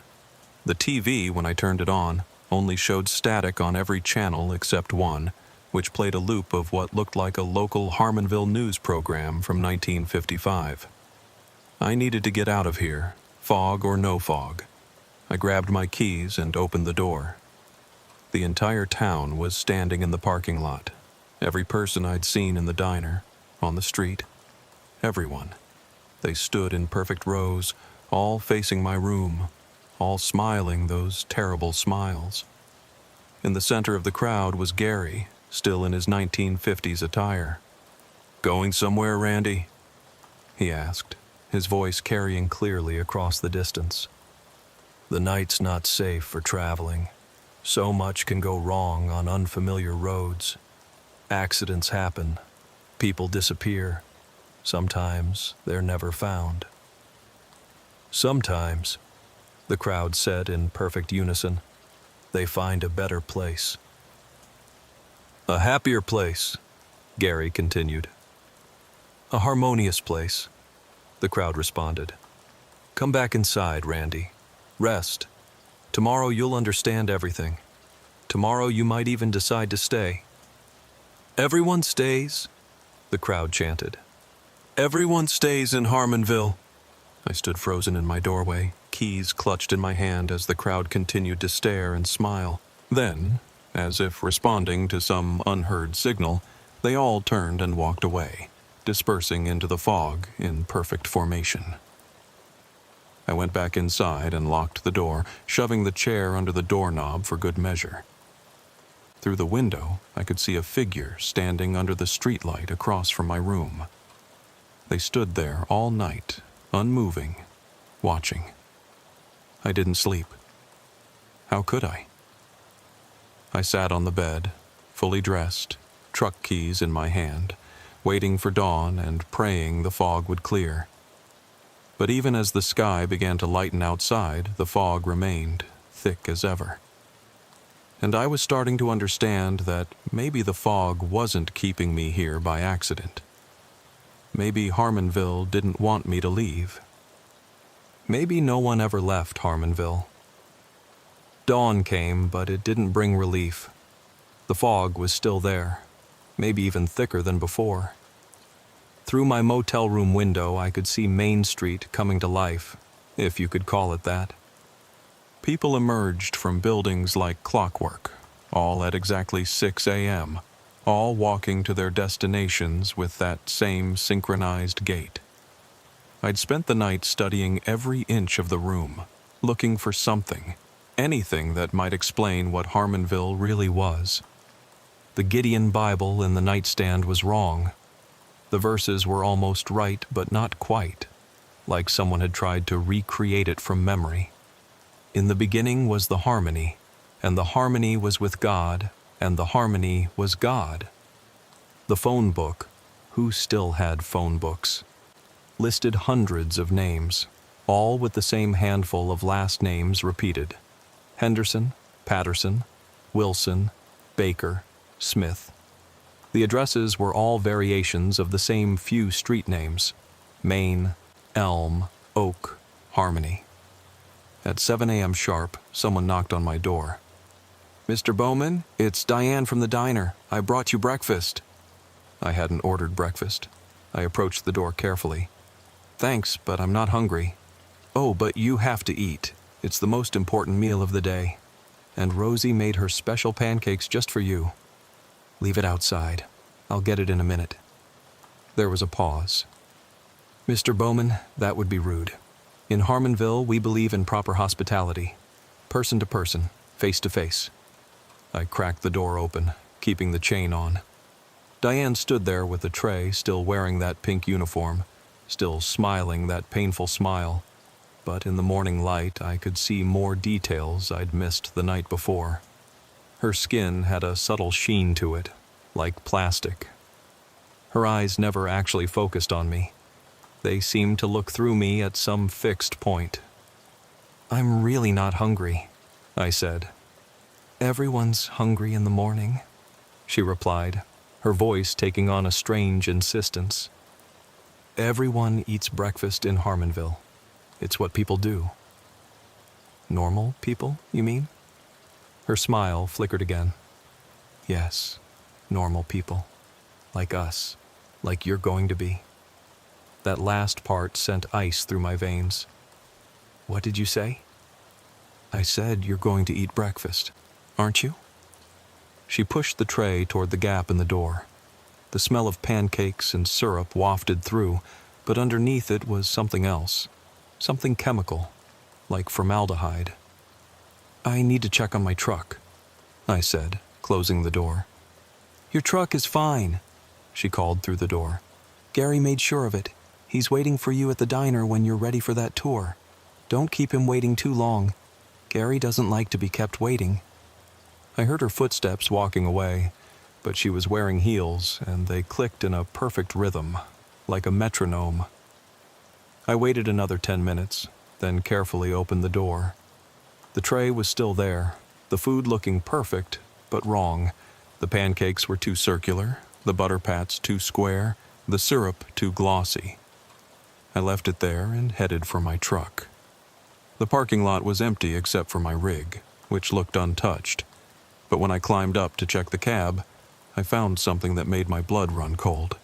My logbook was open on the passenger seat, and someone had filled in entries for the next 3 days, all showing stops in Harmonville, all in my handwriting, but I hadn't written them. I started the engine. It turned over fine, but when I put it in gear and tried to move, the truck lurched forward about a foot and died. I tried again. Same result. The fuel gauge showed full.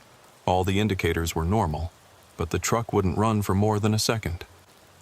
"Engine trouble?" I nearly jumped out of my skin.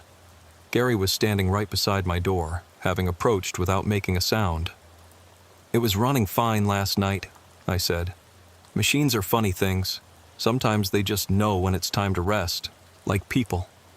You look tired, Randy. Did you sleep at all?" "Not much. The first night in a new place is always hard. But don't worry. Tonight will be easier. Tomorrow even more so. By the third night, you'll sleep like a baby. Everyone does.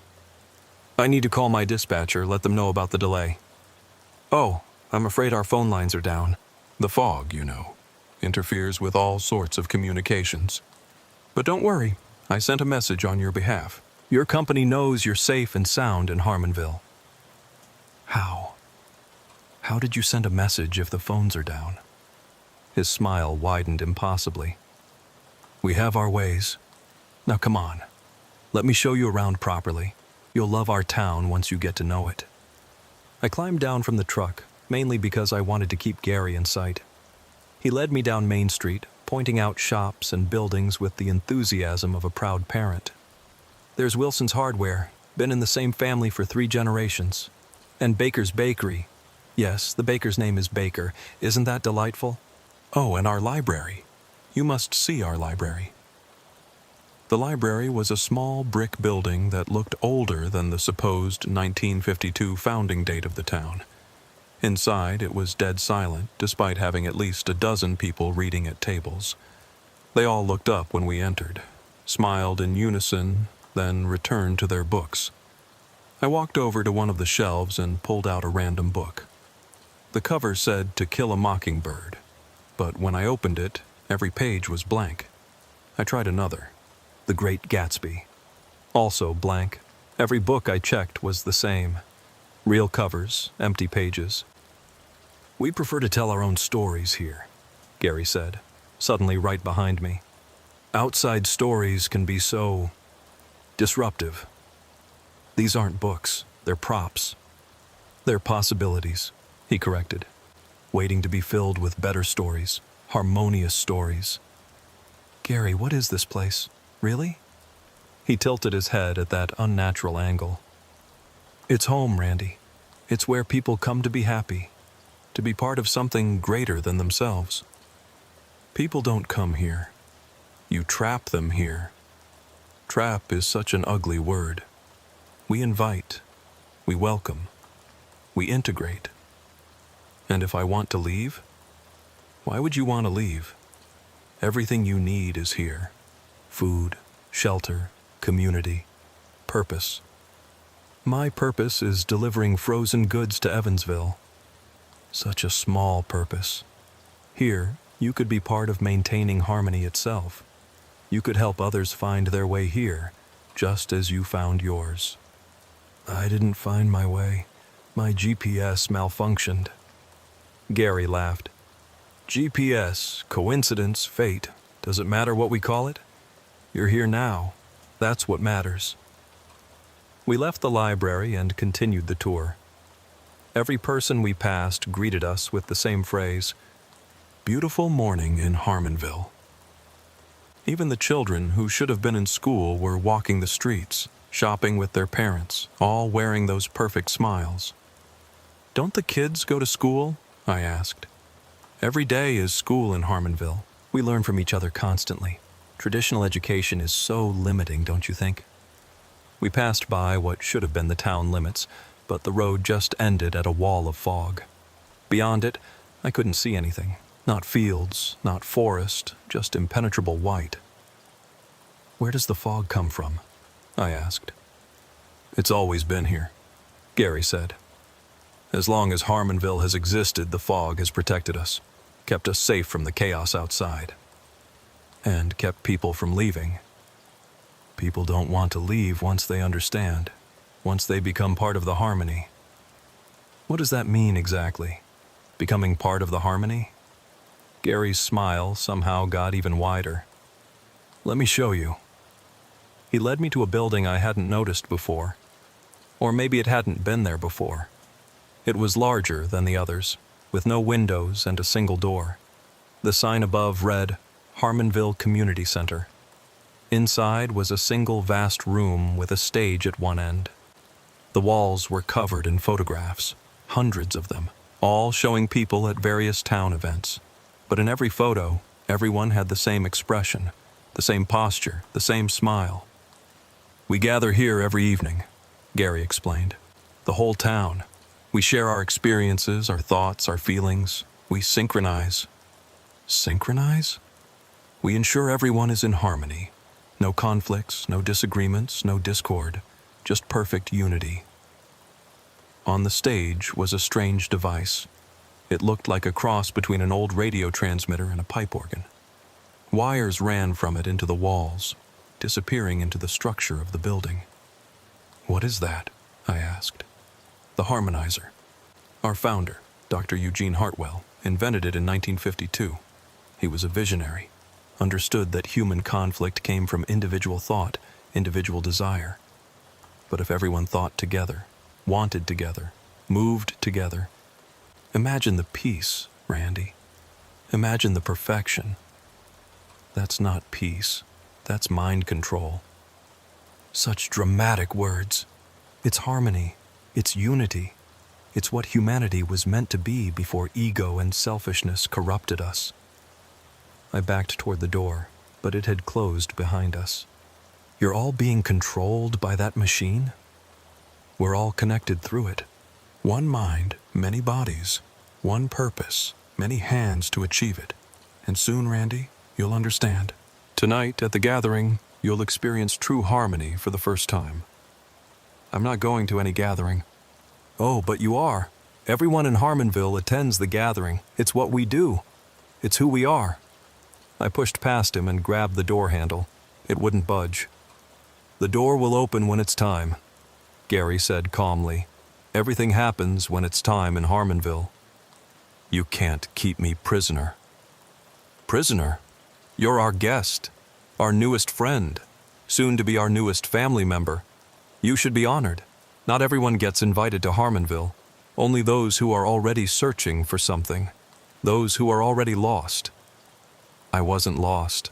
I was following my GPS. Your GPS, which mysteriously led you to a town that doesn't appear on any map. A town that shouldn't exist but does. Doesn't that seem like more than coincidence to you?" The door suddenly clicked open. Outside, the fog had rolled back slightly, and I could see the entire population of Harmonville walking toward the community center, all in perfect step, all with those empty smiles. "The gathering is beginning," Gary said. "Your attendance is requested." I bolted, ran as fast as I could toward the parking lot where my truck was. But the streets had changed. Where the motel should have been was now a park. Where my truck had been parked was now a fountain. The layout of the entire town had shifted while I was inside the community center. "Looking for something?" Diane stood behind me, still in her waitress uniform, but now there were dozens of her. Not similar-looking women, but exact duplicates, all standing in a circle around me. "We thought you might try to run," they said in unison. "People always do at first, but there's nowhere to go, Randy. Harmonville is all there is now. My truck is being harmonized," all the Dianes said. "Soon it will run only on Harmonville roads, stop only at Harmonville stops. Like you, it will find its purpose here." The crowd from the community center was approaching now, hundreds of people moving as one organism. In the center was Gary, carrying something that looked like a crown made of the same wires that connected to the harmonizer. "It's time, Randy," he called out. "Time to stop fighting. Time to stop being alone. Time to join the harmony." They were closing in from all sides. I looked for any escape route, any gap in the crowd, but there was none. They moved with perfect coordination, cutting off every possible exit. "You'll thank us," Gary said, now just a few feet away. "Everyone does, once they understand. Once they feel the peace of never having to make another decision, another choice, never having to be alone with your thoughts again." "That's not living," I shouted. "That's being a robot. It's being perfect." The crowd responded in unison. It's being eternal. It's being happy. Gary raised the wire crown. Welcome to Harmonville, Randy. Welcome to forever. I did the only thing I could think of. I charged straight at Gary, knocked him down, and grabbed the crown. The moment my hands touched it, I felt it. The harmonizer's pull. Thousands of thoughts that weren't mine flooding my consciousness, trying to drown out my own inner voice. Join us. Be one. Be harmony. I threw the crown as hard as I could and ran toward the community center. If that machine was controlling them, maybe destroying it would break their hold. The crowd followed, but their perfect synchronization was slightly off now, like I'd introduced a discordant note into their symphony. Inside the community center, the harmonizer was humming, glowing with an eerie light. I looked for something to smash it with and found a fire axe on the wall. As I raised it, Gary appeared in the doorway. "You don't understand what you're doing," he said, and for the first time, his smile was gone. "Without the harmonizer, we're nothing. We'll return to chaos, to pain, to loneliness. You'll return to being human. Human is overrated. Human is flawed. We've evolved beyond that. You've been enslaved by a machine built by a madman. Dr. Hartwell saved us. In 1952, this town was dying, economically failing, people leaving, families breaking apart. He gave us unity. He gave us purpose. He turned you into puppets." I swung the axe at the harmonizer.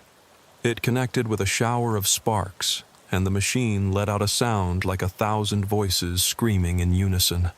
The lights flickered, and I heard the crowd outside cry out in confusion. "No!" Gary lunged at me, but his movements were jerky now, uncoordinated. "You don't know what you're releasing!" I swung again and again. The harmonizer cracked, split, began to smoke. With each blow, I heard more voices, not the synchronized speech of the crowd, but individual voices, confused, frightened, angry. What's happening? Where am I? How long have we... My children. Where are my children? The machine finally shattered completely, and the lights went out. In the darkness, I heard Gary sobbing. 70 years, he whispered. 70 years of peace, and you've destroyed it all. Emergency lighting kicked in, dim but enough to see. Gary was on his knees, looking at his hands like he'd never seen them before. He looked older now, his face lined with age that the permanent smile had hidden. "I was 23 when Dr. Hartwell turned on the machine," he said. "Fresh out of college, newly elected mayor, the youngest mayor in Indiana history. I was going to save this town. Instead, I let him turn us into... this. You're free now," I said. "Free?" He laughed bitterly. "Look outside." Through the open door, I could see chaos, people wandering aimlessly, crying, shouting, fighting. 70 years of suppressed emotions all released at once. Families discovering their children had never aged, had never grown up. People realizing they'd lost decades of their lives to a collective dream. "The fog," Gary said. "It wasn't keeping you in. It was keeping us in. The harmonizer created it, maintained it. Without it..." The fog was dissipating. For the first time, I could see beyond the town limits. But what I saw made no sense. Harmonville sat in a perfect circle of 1950s architecture. But beyond that circle was nothing but empty field. No roads leading in or out. No connection to the outside world at all. "We're not in Indiana anymore, are we?" I asked. "We're nowhere," Gary said. "Everywhere. Between. Dr. Hartwell didn't just build a machine to control minds. He built one that removed us from normal space. We exist in a bubble, a pocket dimension accessible only when conditions are right, when the fog appears on certain roads, when someone is lost enough to find us. Then how do I get home? I don't know. The harmonizer brought you here. Without it. He stood up, suddenly looking every one of his 90-plus years.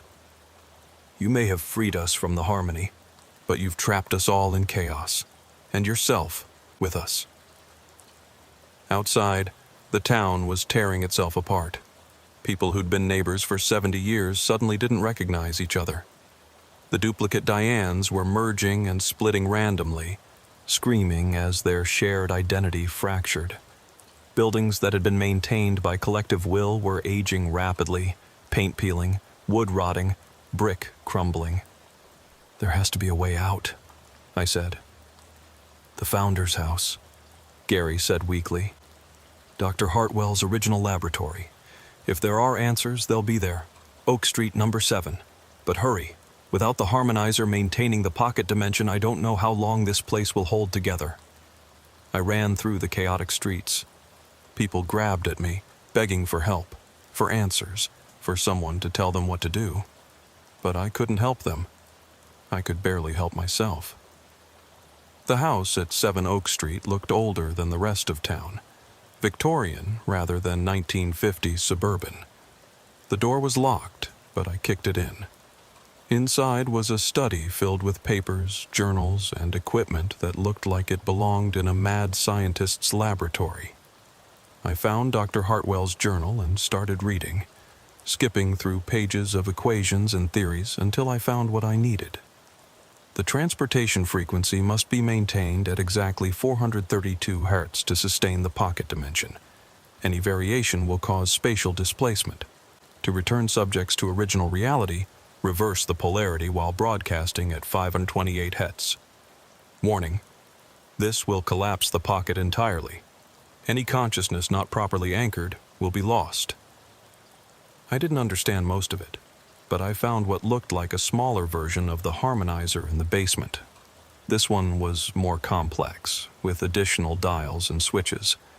A note taped to it read, "Emergency return protocol. Use only in case of complete harmonic failure." As I powered it up, Gary appeared in the doorway, followed by several other townspeople. "You found it," he said. "The way home. It says it will collapse the pocket dimension. What happens to all of you? We were never meant to exist this long anyway. We should have aged, died, been replaced by new generations. Instead, we've been stuck in an eternal loop. Maybe it's time for it to end. There has to be another way. There isn't." Diane appeared, just one of her now, looking confused and frightened, but more human than I'd ever seen her. "We felt it when the harmonizer broke.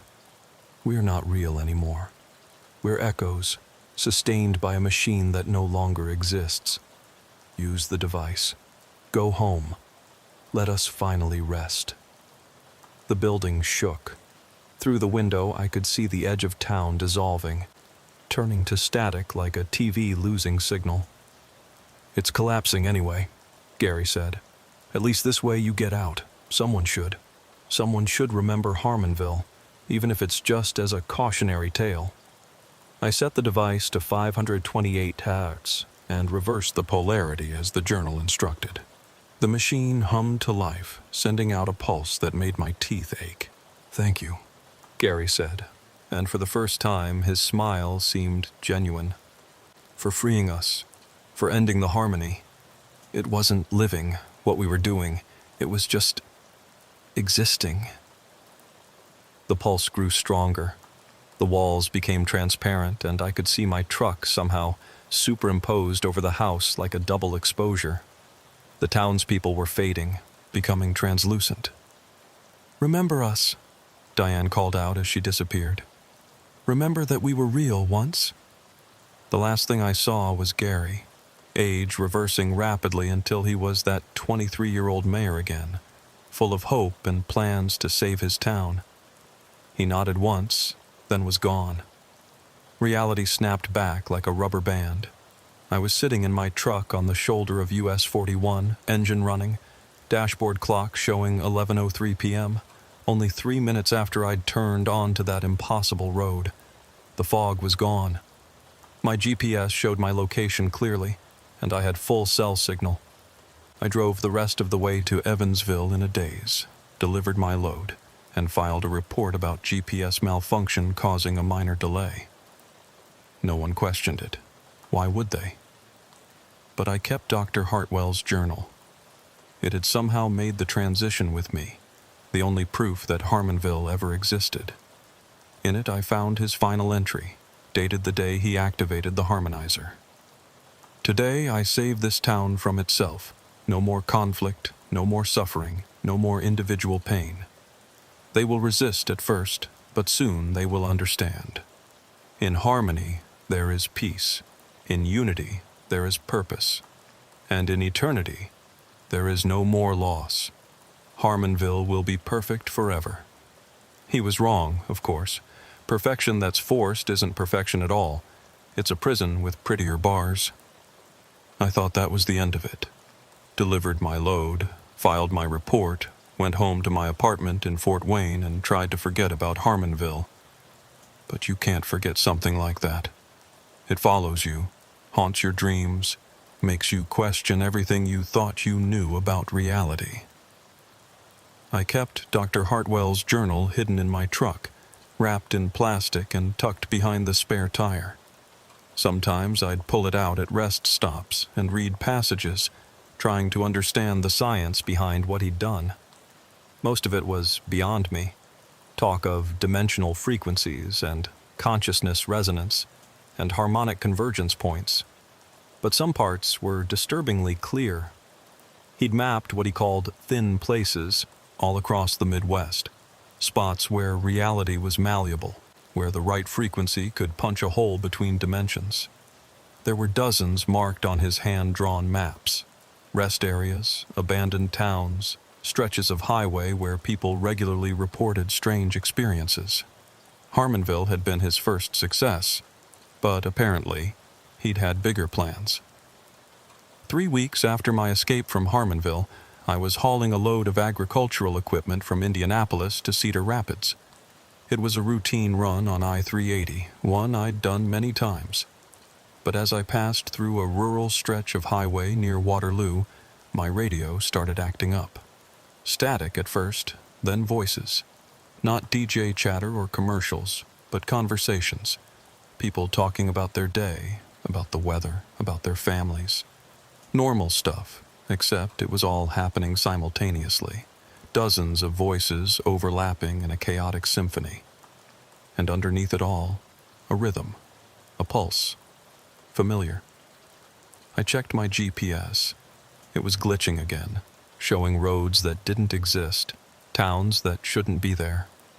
One name kept appearing and disappearing on the screen. New Harmonville. My hands tightened on the wheel. It wasn't possible. I'd destroyed the harmonizer.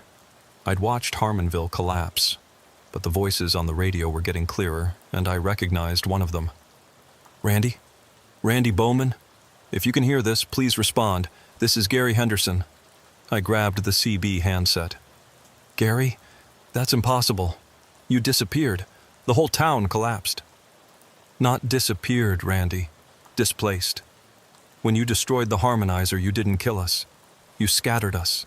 Our consciousness spread across all the thin places Dr. Hartwell had mapped. We exist in fragments now, pieces of ourselves in dozens of locations. That's not... How is that possible? The harmonizer didn't just control us, Randy. It transformed us. We became part of the frequency itself, living waves of consciousness. Without the machine to contain us, we dispersed. But we're still aware, still suffering, torn between dimensions, unable to fully exist in any of them. The static grew louder, and more voices joined in. All the people of Harmonville, talking over each other, their words blending into an incomprehensible cacophony.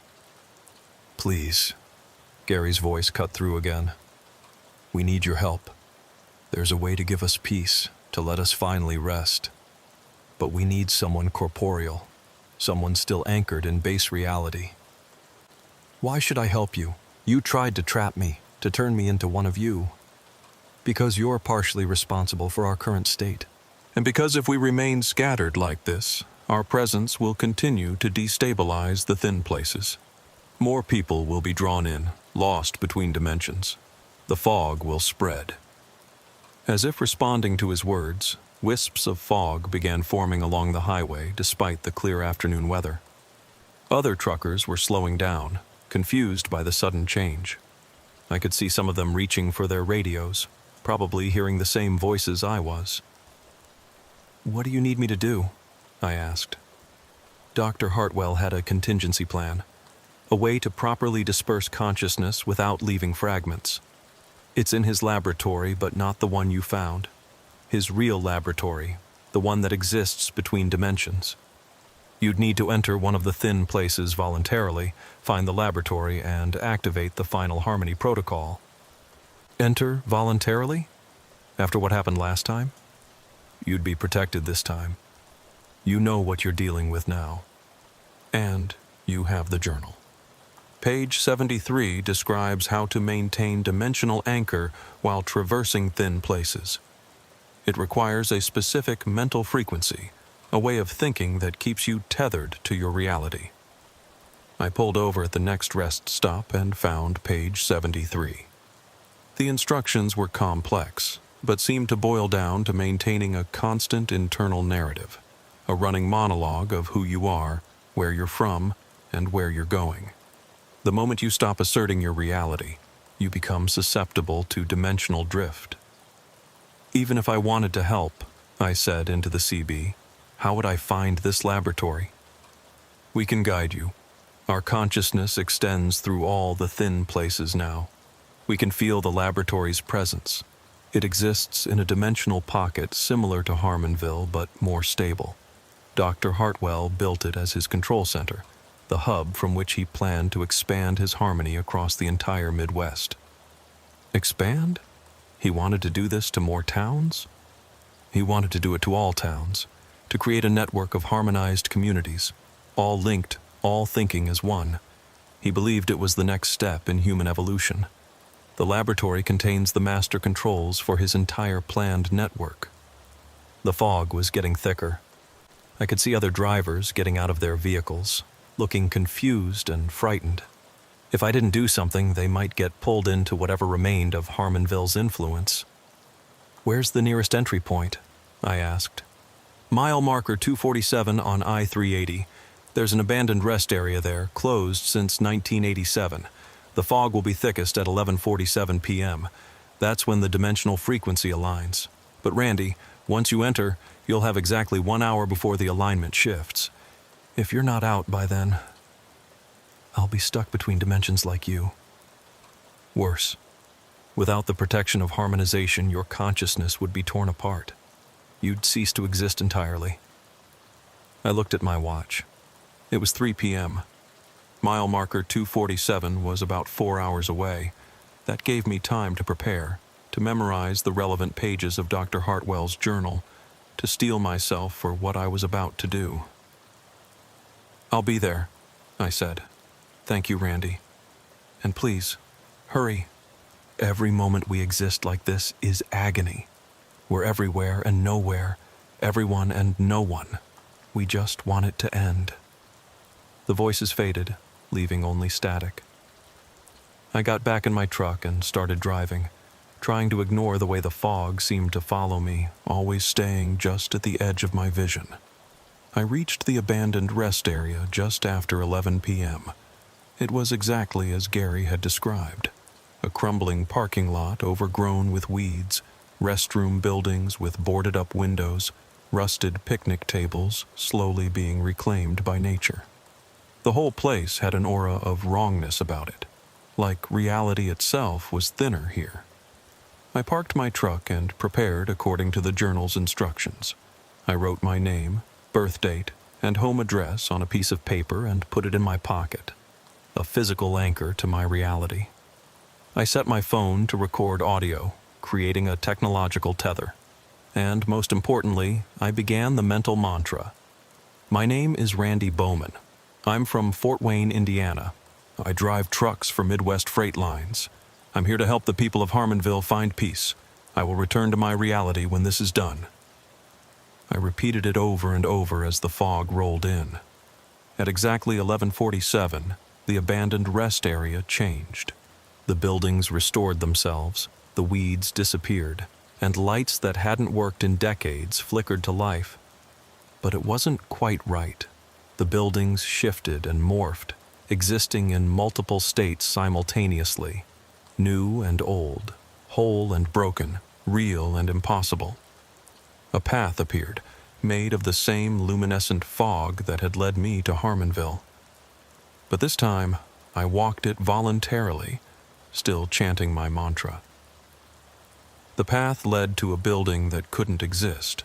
It was bigger on the outside than the space available, and its architecture hurt to look at directly. This was Dr.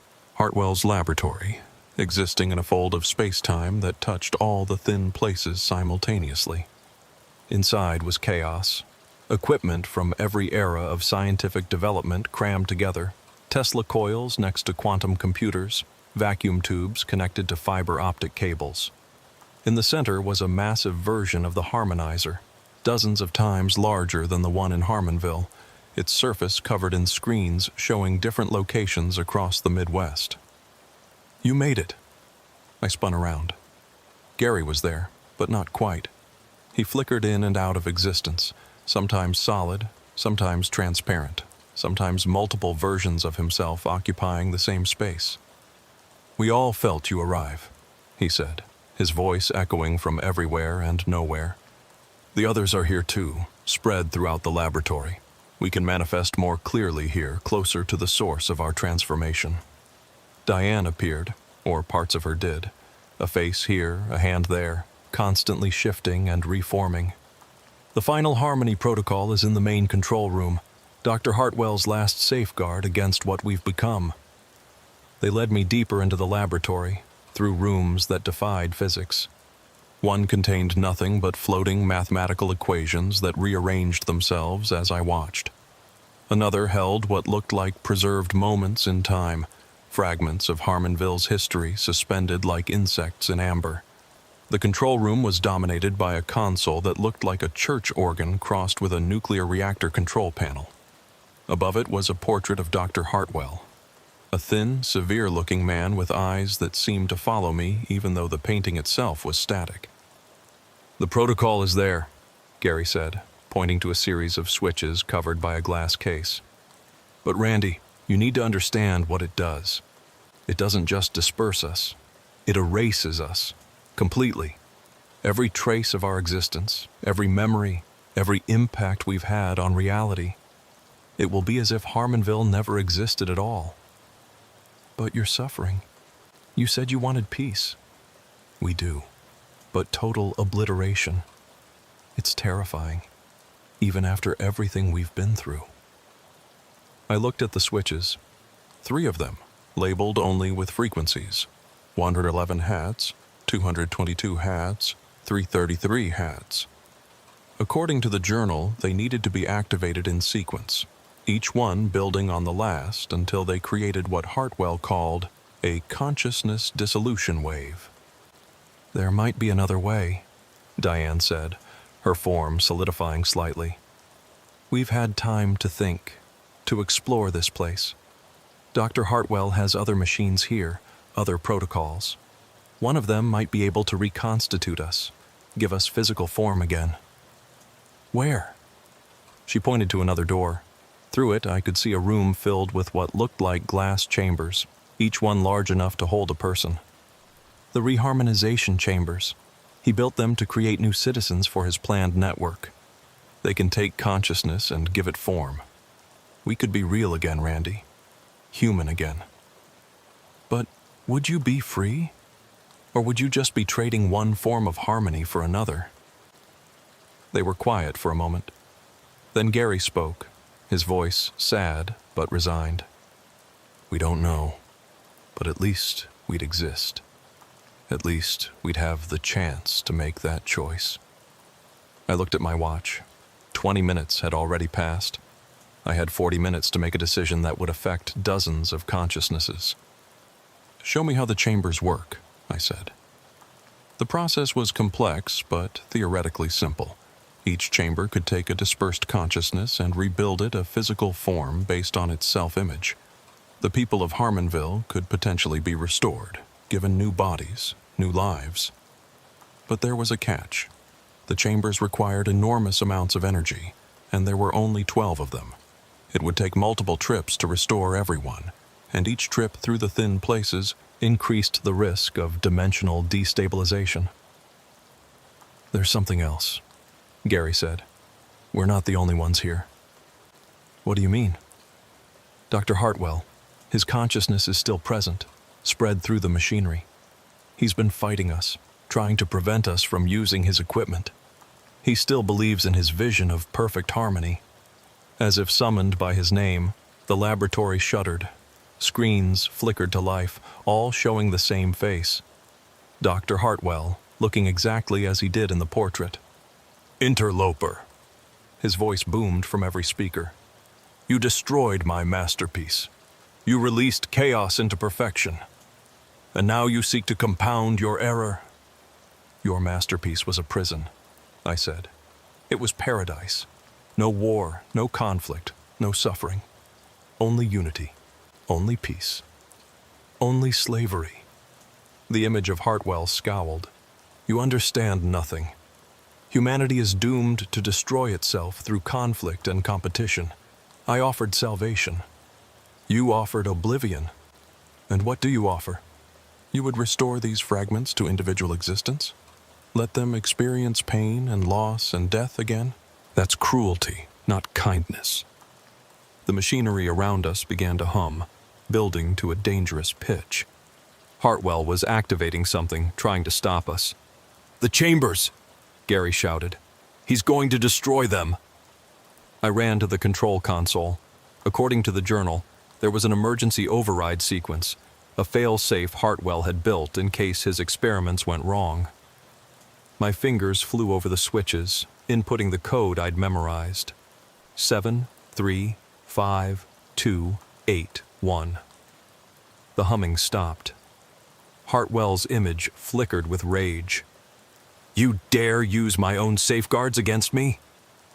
"You're not really him," I said, understanding hitting me suddenly. "You're just an echo, like them. A consciousness preserved in the machinery. I am eternal. I am the future of humanity. You're a ghost haunting your own failed experiment." I turned to Gary and the others. "We don't have much time. Pick 12 who want to try the chambers. The rest? I'm sorry, but you'll have to wait for another trip." "If there is another trip," Diane said. "Each time someone enters the thin places, they grow thinner. Eventually they'll collapse entirely."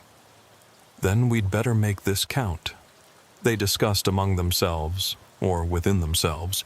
It was hard to tell where one consciousness ended and another began. Finally, 12 forms solidified enough to enter the chambers. Gary was among them, as was Diane. Some I recognized from my night in Harmonville. Others were strangers. "The process takes 15 minutes, Gary said as he entered a chamber. "You'll need to monitor the controls, make adjustments if anything goes wrong." I stood at the console, watching as the chambers filled with that luminescent fog. Inside, I could see the vague shapes of bodies forming, first skeletons of light, then layers of translucent flesh, slowly becoming solid. Hartwell's image appeared on every screen, his face contorted with fury. "They won't be human. They'll be abominations, neither here nor there. You're creating monsters."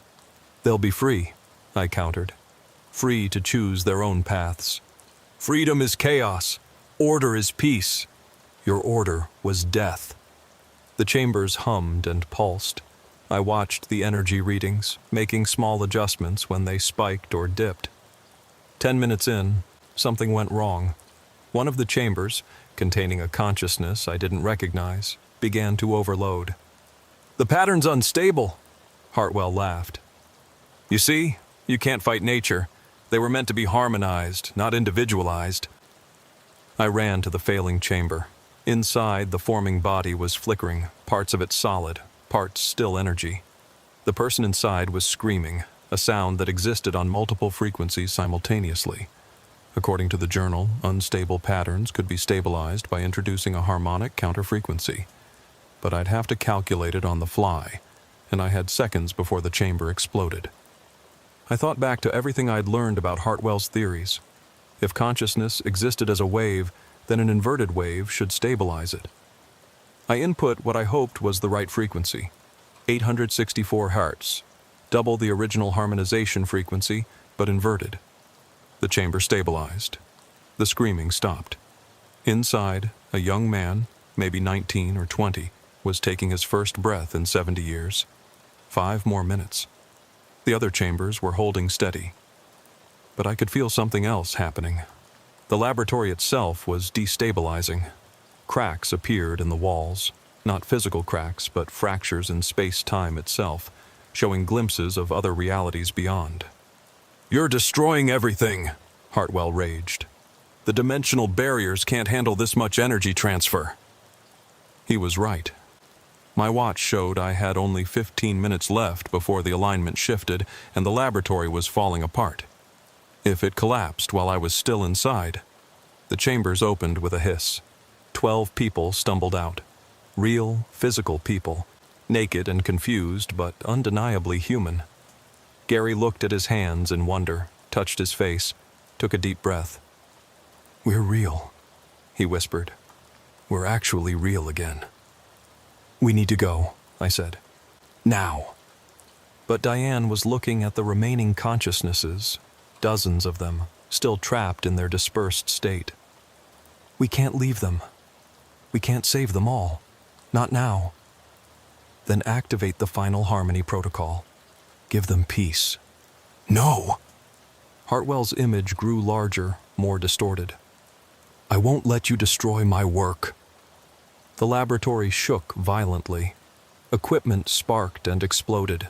The dimensional cracks widened, and through them I could see impossible things.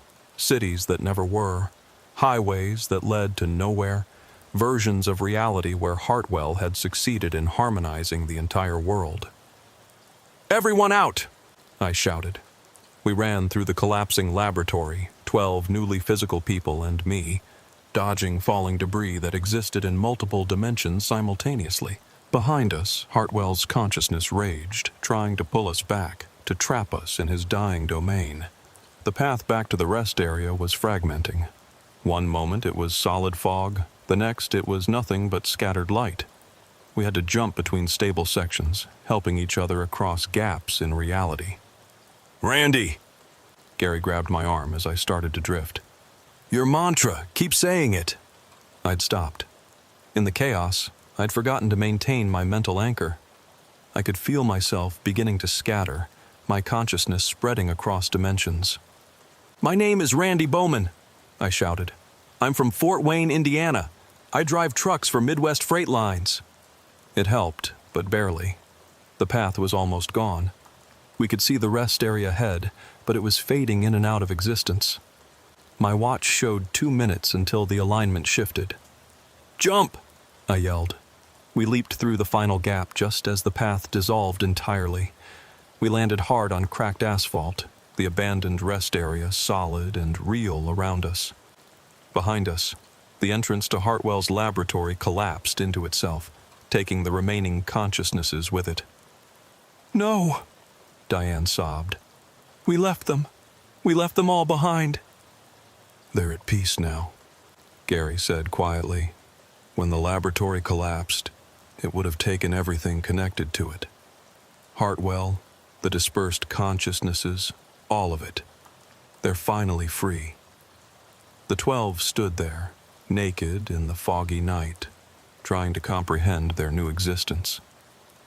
They had no identification, no history for the past 70 years, no place in the modern world. But they were alive. "What do we do now?" one of them asked. I thought about it. 12 people appearing out of nowhere would raise questions. But truckers had networks, ways of helping people who needed to disappear or start over. "There's a truck stop about 10 miles from here," I said. "Owner's an old friend who doesn't ask questions. He'll help you get clothes, maybe even jobs. It won't be easy, but you can build new lives." "New lives," Gary repeated. "After 70 years, we get to start over." "Is that a blessing or a curse?" Diane asked. "It's a choice," I said, "and that's all anyone can ask for." I helped them into the back of my trailer. Illegal as hell, but sometimes the law and what's right don't align. The drive to the truck stop was silent except for the occasional sob or gasp of wonder from my passengers experiencing the real world for the first time in decades. My friend Duke ran the truck stop, a grizzled Vietnam vet who'd seen enough weird stuff in his life not to be fazed by much.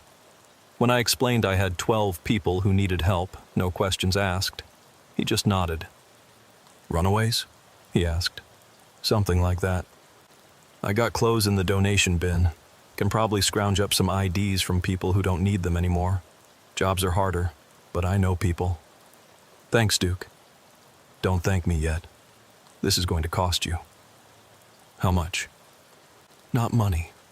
Information. What really happened out there?" I looked at the 12, now dressed in mismatched clothes from the donation bin, trying to figure out how to use modern technology, struggling to exist in a world that had moved on without them. "You wouldn't believe me if I told you." "Try me." So I told him.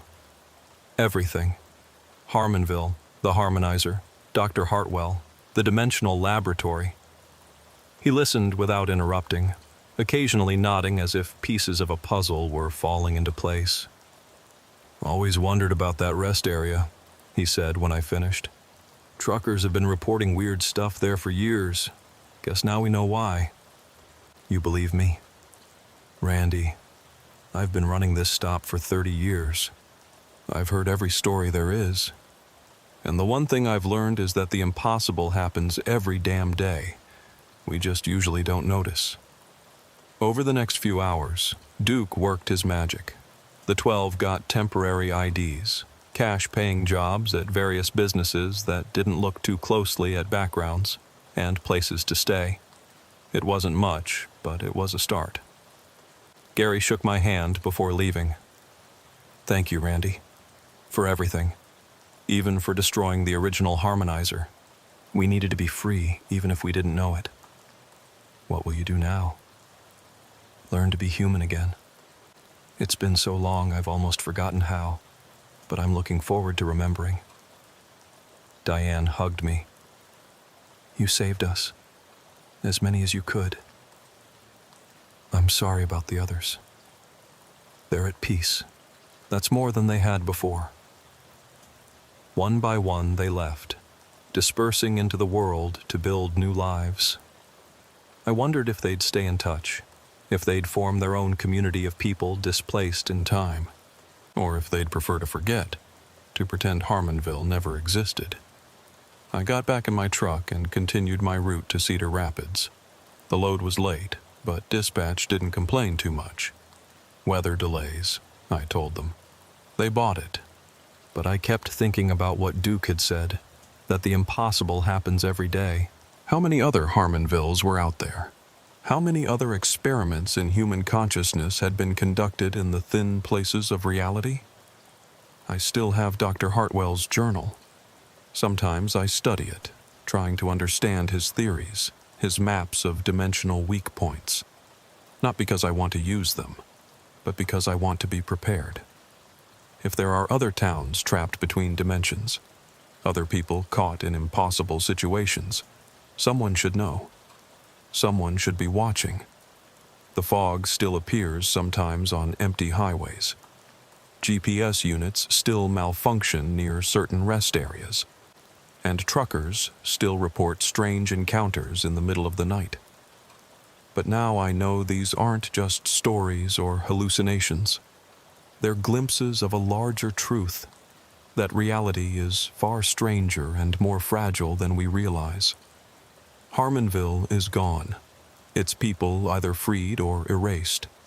But the thin places remain, waiting for the next lost soul to stumble through. And sometimes on foggy nights when I'm driving through rural Indiana, I swear I can still hear the voices on the radio. Not the people of Harmonville, but others. Other experiments, other trapped souls, other places that shouldn't exist but do.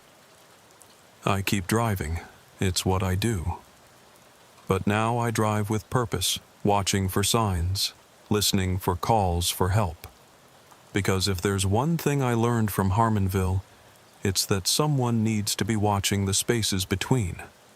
Someone needs to remember that not all prisons have bars, and not all freedoms are free. The road stretches on, endless and full of possibilities, and somewhere out there, in the fog between dimensions, the impossible waits to be discovered. 6 months passed. I tried to return to normal life, hauling loads across the Midwest, pretending that Harmonville had been just a strange dream. The 12 people I'd helped rescue had scattered to the winds, building their new lives. Gary sent me a postcard once. No return address, just a photo of a sunset and the words, "Learning to be human is harder and more beautiful than I remembered." I thought it was over. I was wrong. It started with the dreams. Every night, the same one. I was driving through fog, but instead of one impossible road, there were dozens, all leading to different versions of Harmonville. In some, the town was a paradise. In others, a nightmare. And in all of them, Dr. Hartwell stood at the center, still trying to complete his grand design. Then the reports started coming in. Truckers on my routes began talking about new incidents. Entire convoys going missing for hours, only to reappear with no memory of where they'd been. Rest areas where time moved differently. You'd stop for a 10-minute break and emerge to find hours had passed. GPS units not just malfunctioning, but showing entirely different highway systems, complete with exit numbers and town names that didn't exist. Duke called me one night in October. "Randy, you need to see this." I was passing through his truck stop anyway, so I pulled in. He led me to his office and pulled up security footage on his computer. "This was 3 nights ago," he said. The footage showed the parking lot at 3 a.m., empty except for a few trucks. Then, between one frame and the next, 12 people appeared. Not the 12 I'd rescued. Different people, wearing the same 1950s clothing, with the same confused expressions. "They stayed for about an hour," Duke said. "Didn't talk to anyone, just wandered around looking lost. Then they got into vehicles that weren't there before and drove off. The vehicles just materialized." "Did you try to talk to them?" "I went out there, but it was like they couldn't see me. Like they were in a different layer of reality, overlapping with ours, but not quite touching." I studied the footage. The people moved with that same synchronized gait I remembered from Harmonville, but something was different. They looked more real, more solid, more permanent. "There's more," Duke said. He pulled up a map on his computer, marking locations across Indiana, Illinois, and Iowa. "Every place I've marked, there's been a similar incident. People appearing from nowhere, all dressed like it's the 1950s, all moving in perfect harmony." "How many locations?" 47 so far, and Randy. They're all building something." "Building what?" "Towns. Complete towns that appear overnight. The local authorities are going crazy trying to explain it. They're calling it mass hallucinations, elaborate hoaxes, anything but what it really is." I felt a chill run down my spine. Hartwell's network. He was planning to harmonize multiple towns, create a network of connected communities. "But he's gone. You said the laboratory collapsed. His consciousness was in the machinery. When it collapsed..." I trailed off, understanding hitting me like a truck. Oh God, he didn't die. He dispersed, just like the people of Harmonville. But he was stronger, more integrated with the dimensional frequency. He could have maintained cohesion. "You're saying he's still out there?" "Not just out there. He's continuing his work, creating new Harmonvilles, populated with, I don't know what, copies? Dimensional echoes? People pulled from alternate realities? Duke leaned back in his chair. What do we do? Before I could answer, my phone rang. Unknown number, but I recognized the area code. It was from one of the locations Duke had marked. Randy Bowman? The voice was familiar but wrong, like someone doing an impression of someone I knew. Who is this? It's Gary, but not the Gary you knew. I'm from Harmonville 17. Dr. Hartwell created me, along with this entire town 3 days ago. We need your help. You're not real. You're just copies. We're as real as the originals. We have their memories, their personalities, their hopes and fears. The only difference is we know what we are, and we don't want to be harmonized. Then resist. Fight back. We can't. We're hardwired for harmony. It's in our very existence. But you broke the original harmonizer. You freed the first Harmonville. Dr. Hartwell fears you. That's why we could contact you. He's weaker when he thinks about you, less able to maintain control. Where are you? Interstate 74, exit 197. But Randy, you have to hurry. Tomorrow night, Hartwell plans to activate the Master Harmonic Protocol. He's going to link all 47 towns into a single network. Once that happens, he'll have enough power to expand exponentially. Within a year, he could harmonize the entire Midwest. I looked at Duke. He'd heard everything. I've got extra fuel barrels, he said, and some other supplies you might need.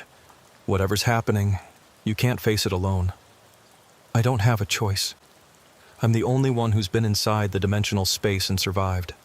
I know how Hartwell thinks, how his technology works. Then at least take backup. Duke went to his safe and pulled out something I didn't expect, a device that looked like a modified CB radio crossed with some kind of scientific instrument. Been working on this since you told me your story. It's a dimensional frequency scanner. Should help you detect thin places, maybe even communicate across dimensional barriers. Duke, how? I wasn't always a truck stop owner, Randy. Did some work for the government back in the day. Secret stuff. The kind of thing that officially doesn't exist. When you told me about Harmonville, it confirmed some theories I'd had for years. I took the device. It was heavier than it looked, solid and real in a way that was reassuring. There's something else, Duke said. He handed me a folder full of photographs. These came in the mail yesterday. No return address. The photos showed me dozens of versions of me, all slightly different. Some older, some younger, some with scars I didn't have, some missing scars I did have. And in every photo I was standing in a different version of Harmonville. He's been pulling versions of you from other dimensions, Duke said. Testing them, seeing which one would be most likely to stop him. You're not the first Randy Bowman to face him, but according to the note that came with these, you're the last one left. The note was in Hartwell's handwriting. Every dimension has its guardian. I've defeated 46 versions of you. You're the only one remaining. Come to New Harmonville Prime, or I'll harmonize your entire reality. You have 24 hours. I looked at the clock. 9 p.m. If I left now, I could make it to exit 197 by midnight, scout the situation, and figure out a plan before tomorrow night's deadline. I'm coming with you, Duke said. No. If something happens to me, someone needs to know the truth. Someone needs to warn people. Then take this. He handed me a satellite phone. Military grade. Should work even in dimensional distortions. If you need help, or if you need someone to carry on the fight, call. I loaded up on supplies, extra water, emergency flares, road salt, which, according to Hartwell's journal, could disrupt dimensional frequencies, and Duke's scanner. Then I hit the road, driving toward what might be my last night on Earth. Exit 197 appeared on my GPS at exactly midnight. even though I knew for a fact it didn't exist in normal reality. The off-ramp materialized as I approached, along with a sign. Welcome to New Harmonville Prime. Population infinite. The moment I took the exit, reality shifted. The dark highway became a well-lit main street, but not like the original Harmonville. This was huge, a city rather than a town, stretching as far as I could see. Buildings from every era of American architecture stood side by side. Victorian mansions next to 1950s diners next to modern glass skyscrapers, and all of them were full of people. I parked my truck and got out. The streets were busy despite the late hour, thousands of people walking in perfect synchronization. But when I looked closer, I realized they weren't all the same. There were variations, different clothes, different faces, different ages. It was like Hartwell had populated his city with every possible version of every person who'd ever lived in a small Midwest town. Impressive, isn't it? I turned. Dr. Hartwell stood behind me, but like everything else here, he was more than he'd been. Taller, more solid, more real. His eyes held depths that seemed to go on forever. 47 towns worth of consciousness, all flowing through me, he said. I am no longer Eugene Hartwell. I am harmony itself. You're a parasite, feeding on stolen lives. I'm evolution, the next step in human consciousness. Individual thought is chaos, Randy. Look at your world. War, hatred, suffering, all because people insist on thinking for themselves. Thinking for ourselves is what makes us human. And look where it's gotten you. Your reality is dying, Randy. Climate change, nuclear weapons, social collapse. Within 50 years, your version of humanity will destroy itself. But my version will last forever. He gestured to the city around us. Every person here is happy. They have no conflict, no pain, no fear. They exist in perfect harmony. They don't exist at all. They're just echoes of your will. Are they? He snapped his fingers, and suddenly the synchronized movement stopped. Every person in sight turned to look at me, and they all spoke in their own voices. We choose this. We want harmony. We're happy here. Join us, Randy. It's better this way. The chorus of voices was overwhelming, each one sincere, each one seemingly individual. But underneath, I could hear it, the pulse, the rhythm of the harmonizer. Nice trick, I said. But I've heard that song before. Hartwell's smile faltered slightly. You're more resistant than the other versions of you. They all broke eventually, accepted the harmony. What makes you different? Maybe I'm just more stubborn. Or maybe, a familiar voice said, he has help. Gary, my Gary, the one I'd rescued, stepped out of an alley. But he wasn't alone. All 12 of them were there, the people I'd saved from the original Harmonville. We've been following you, Diane explained. Ever since the dream started. We still have a connection to the harmonic frequency, even if we're free from it. We could feel Hartwell rebuilding, expanding. We can't let him do to others what he did to us, Gary said. We've been preparing. Preparing how? Hartwell laughed. You're just 12 humans against my infinite city.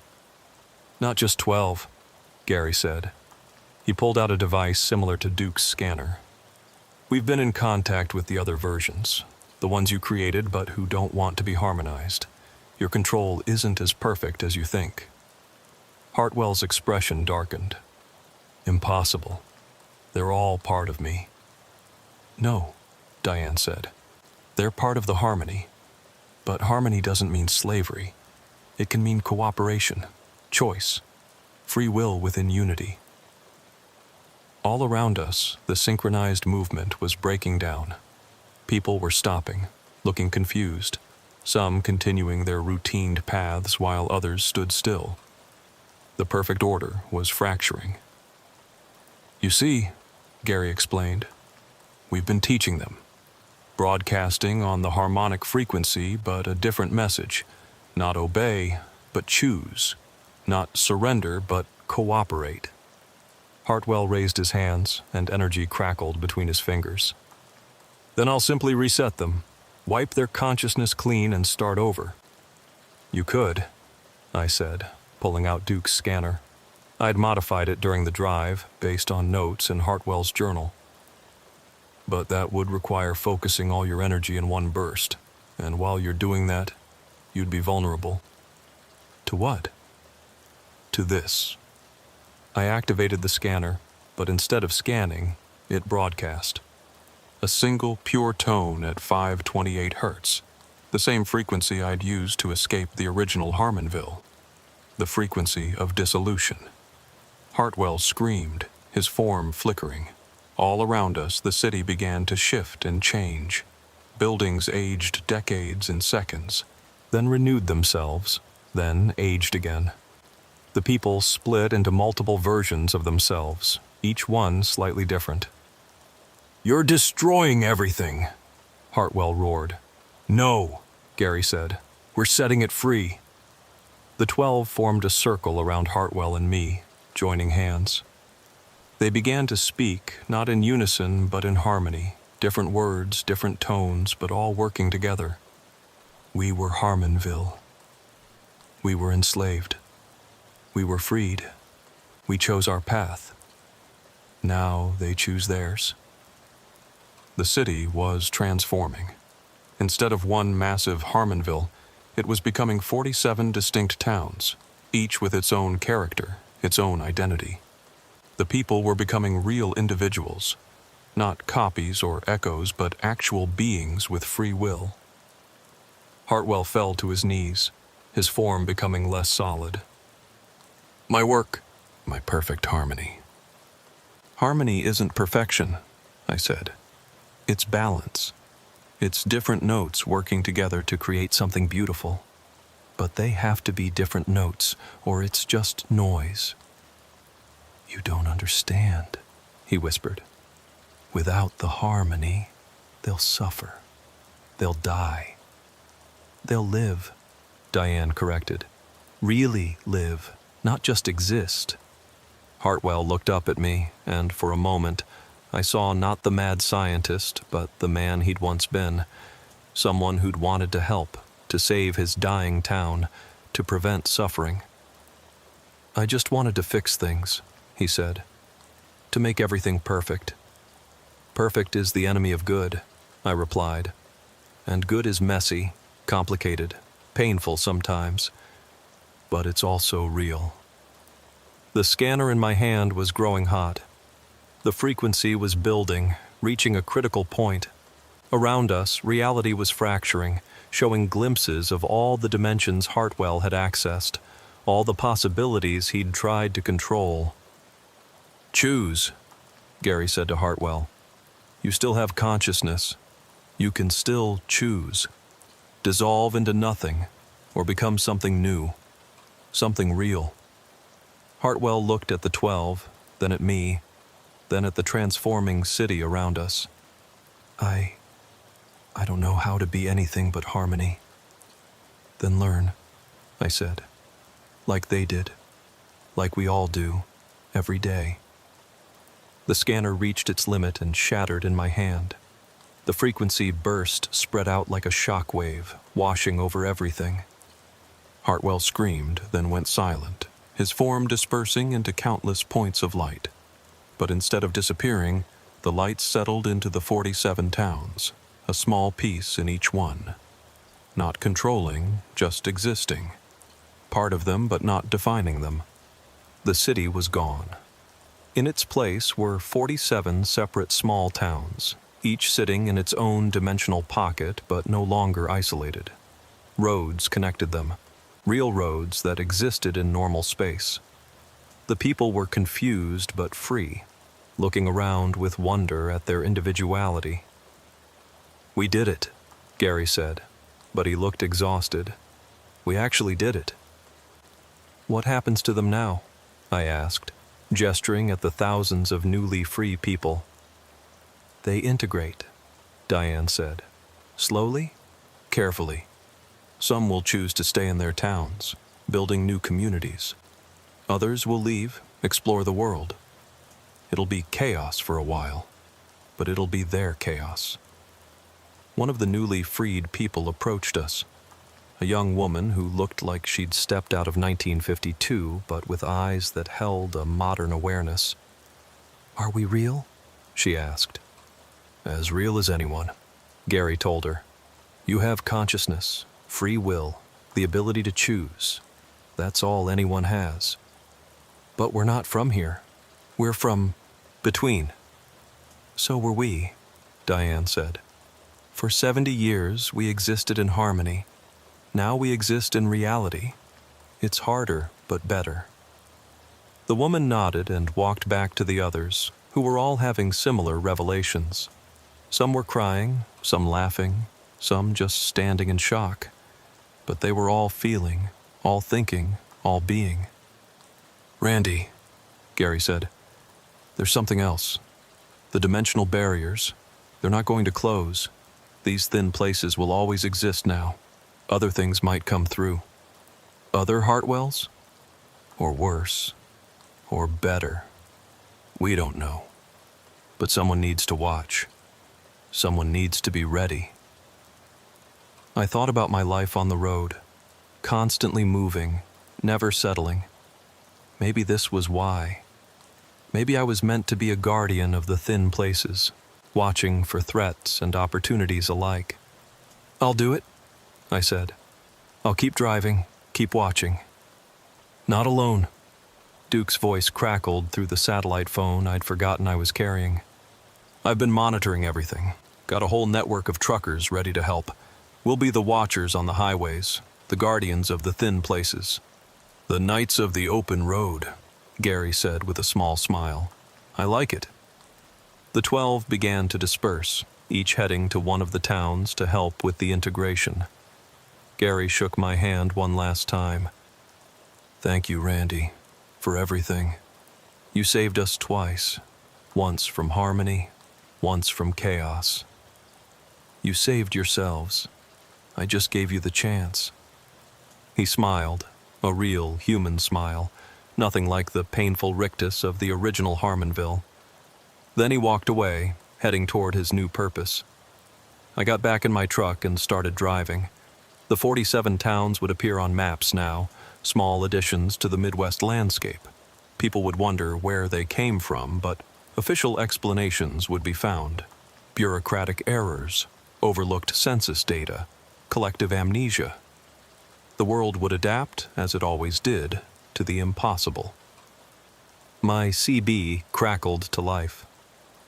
"Breaker, breaker, this is Kentucky Joe. Just saw something weird at mile marker 89, fog rolling in where there shouldn't be none." I picked up the handset. "This is Ohio Dale.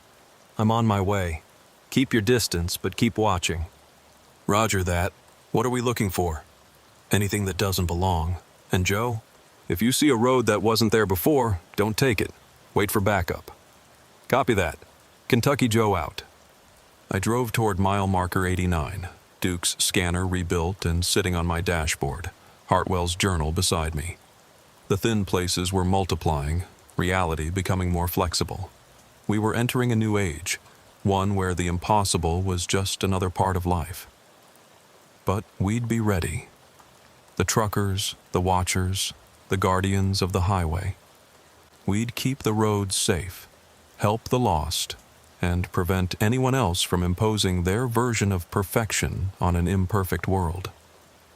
The highway stretched out ahead, endless and full of possibilities.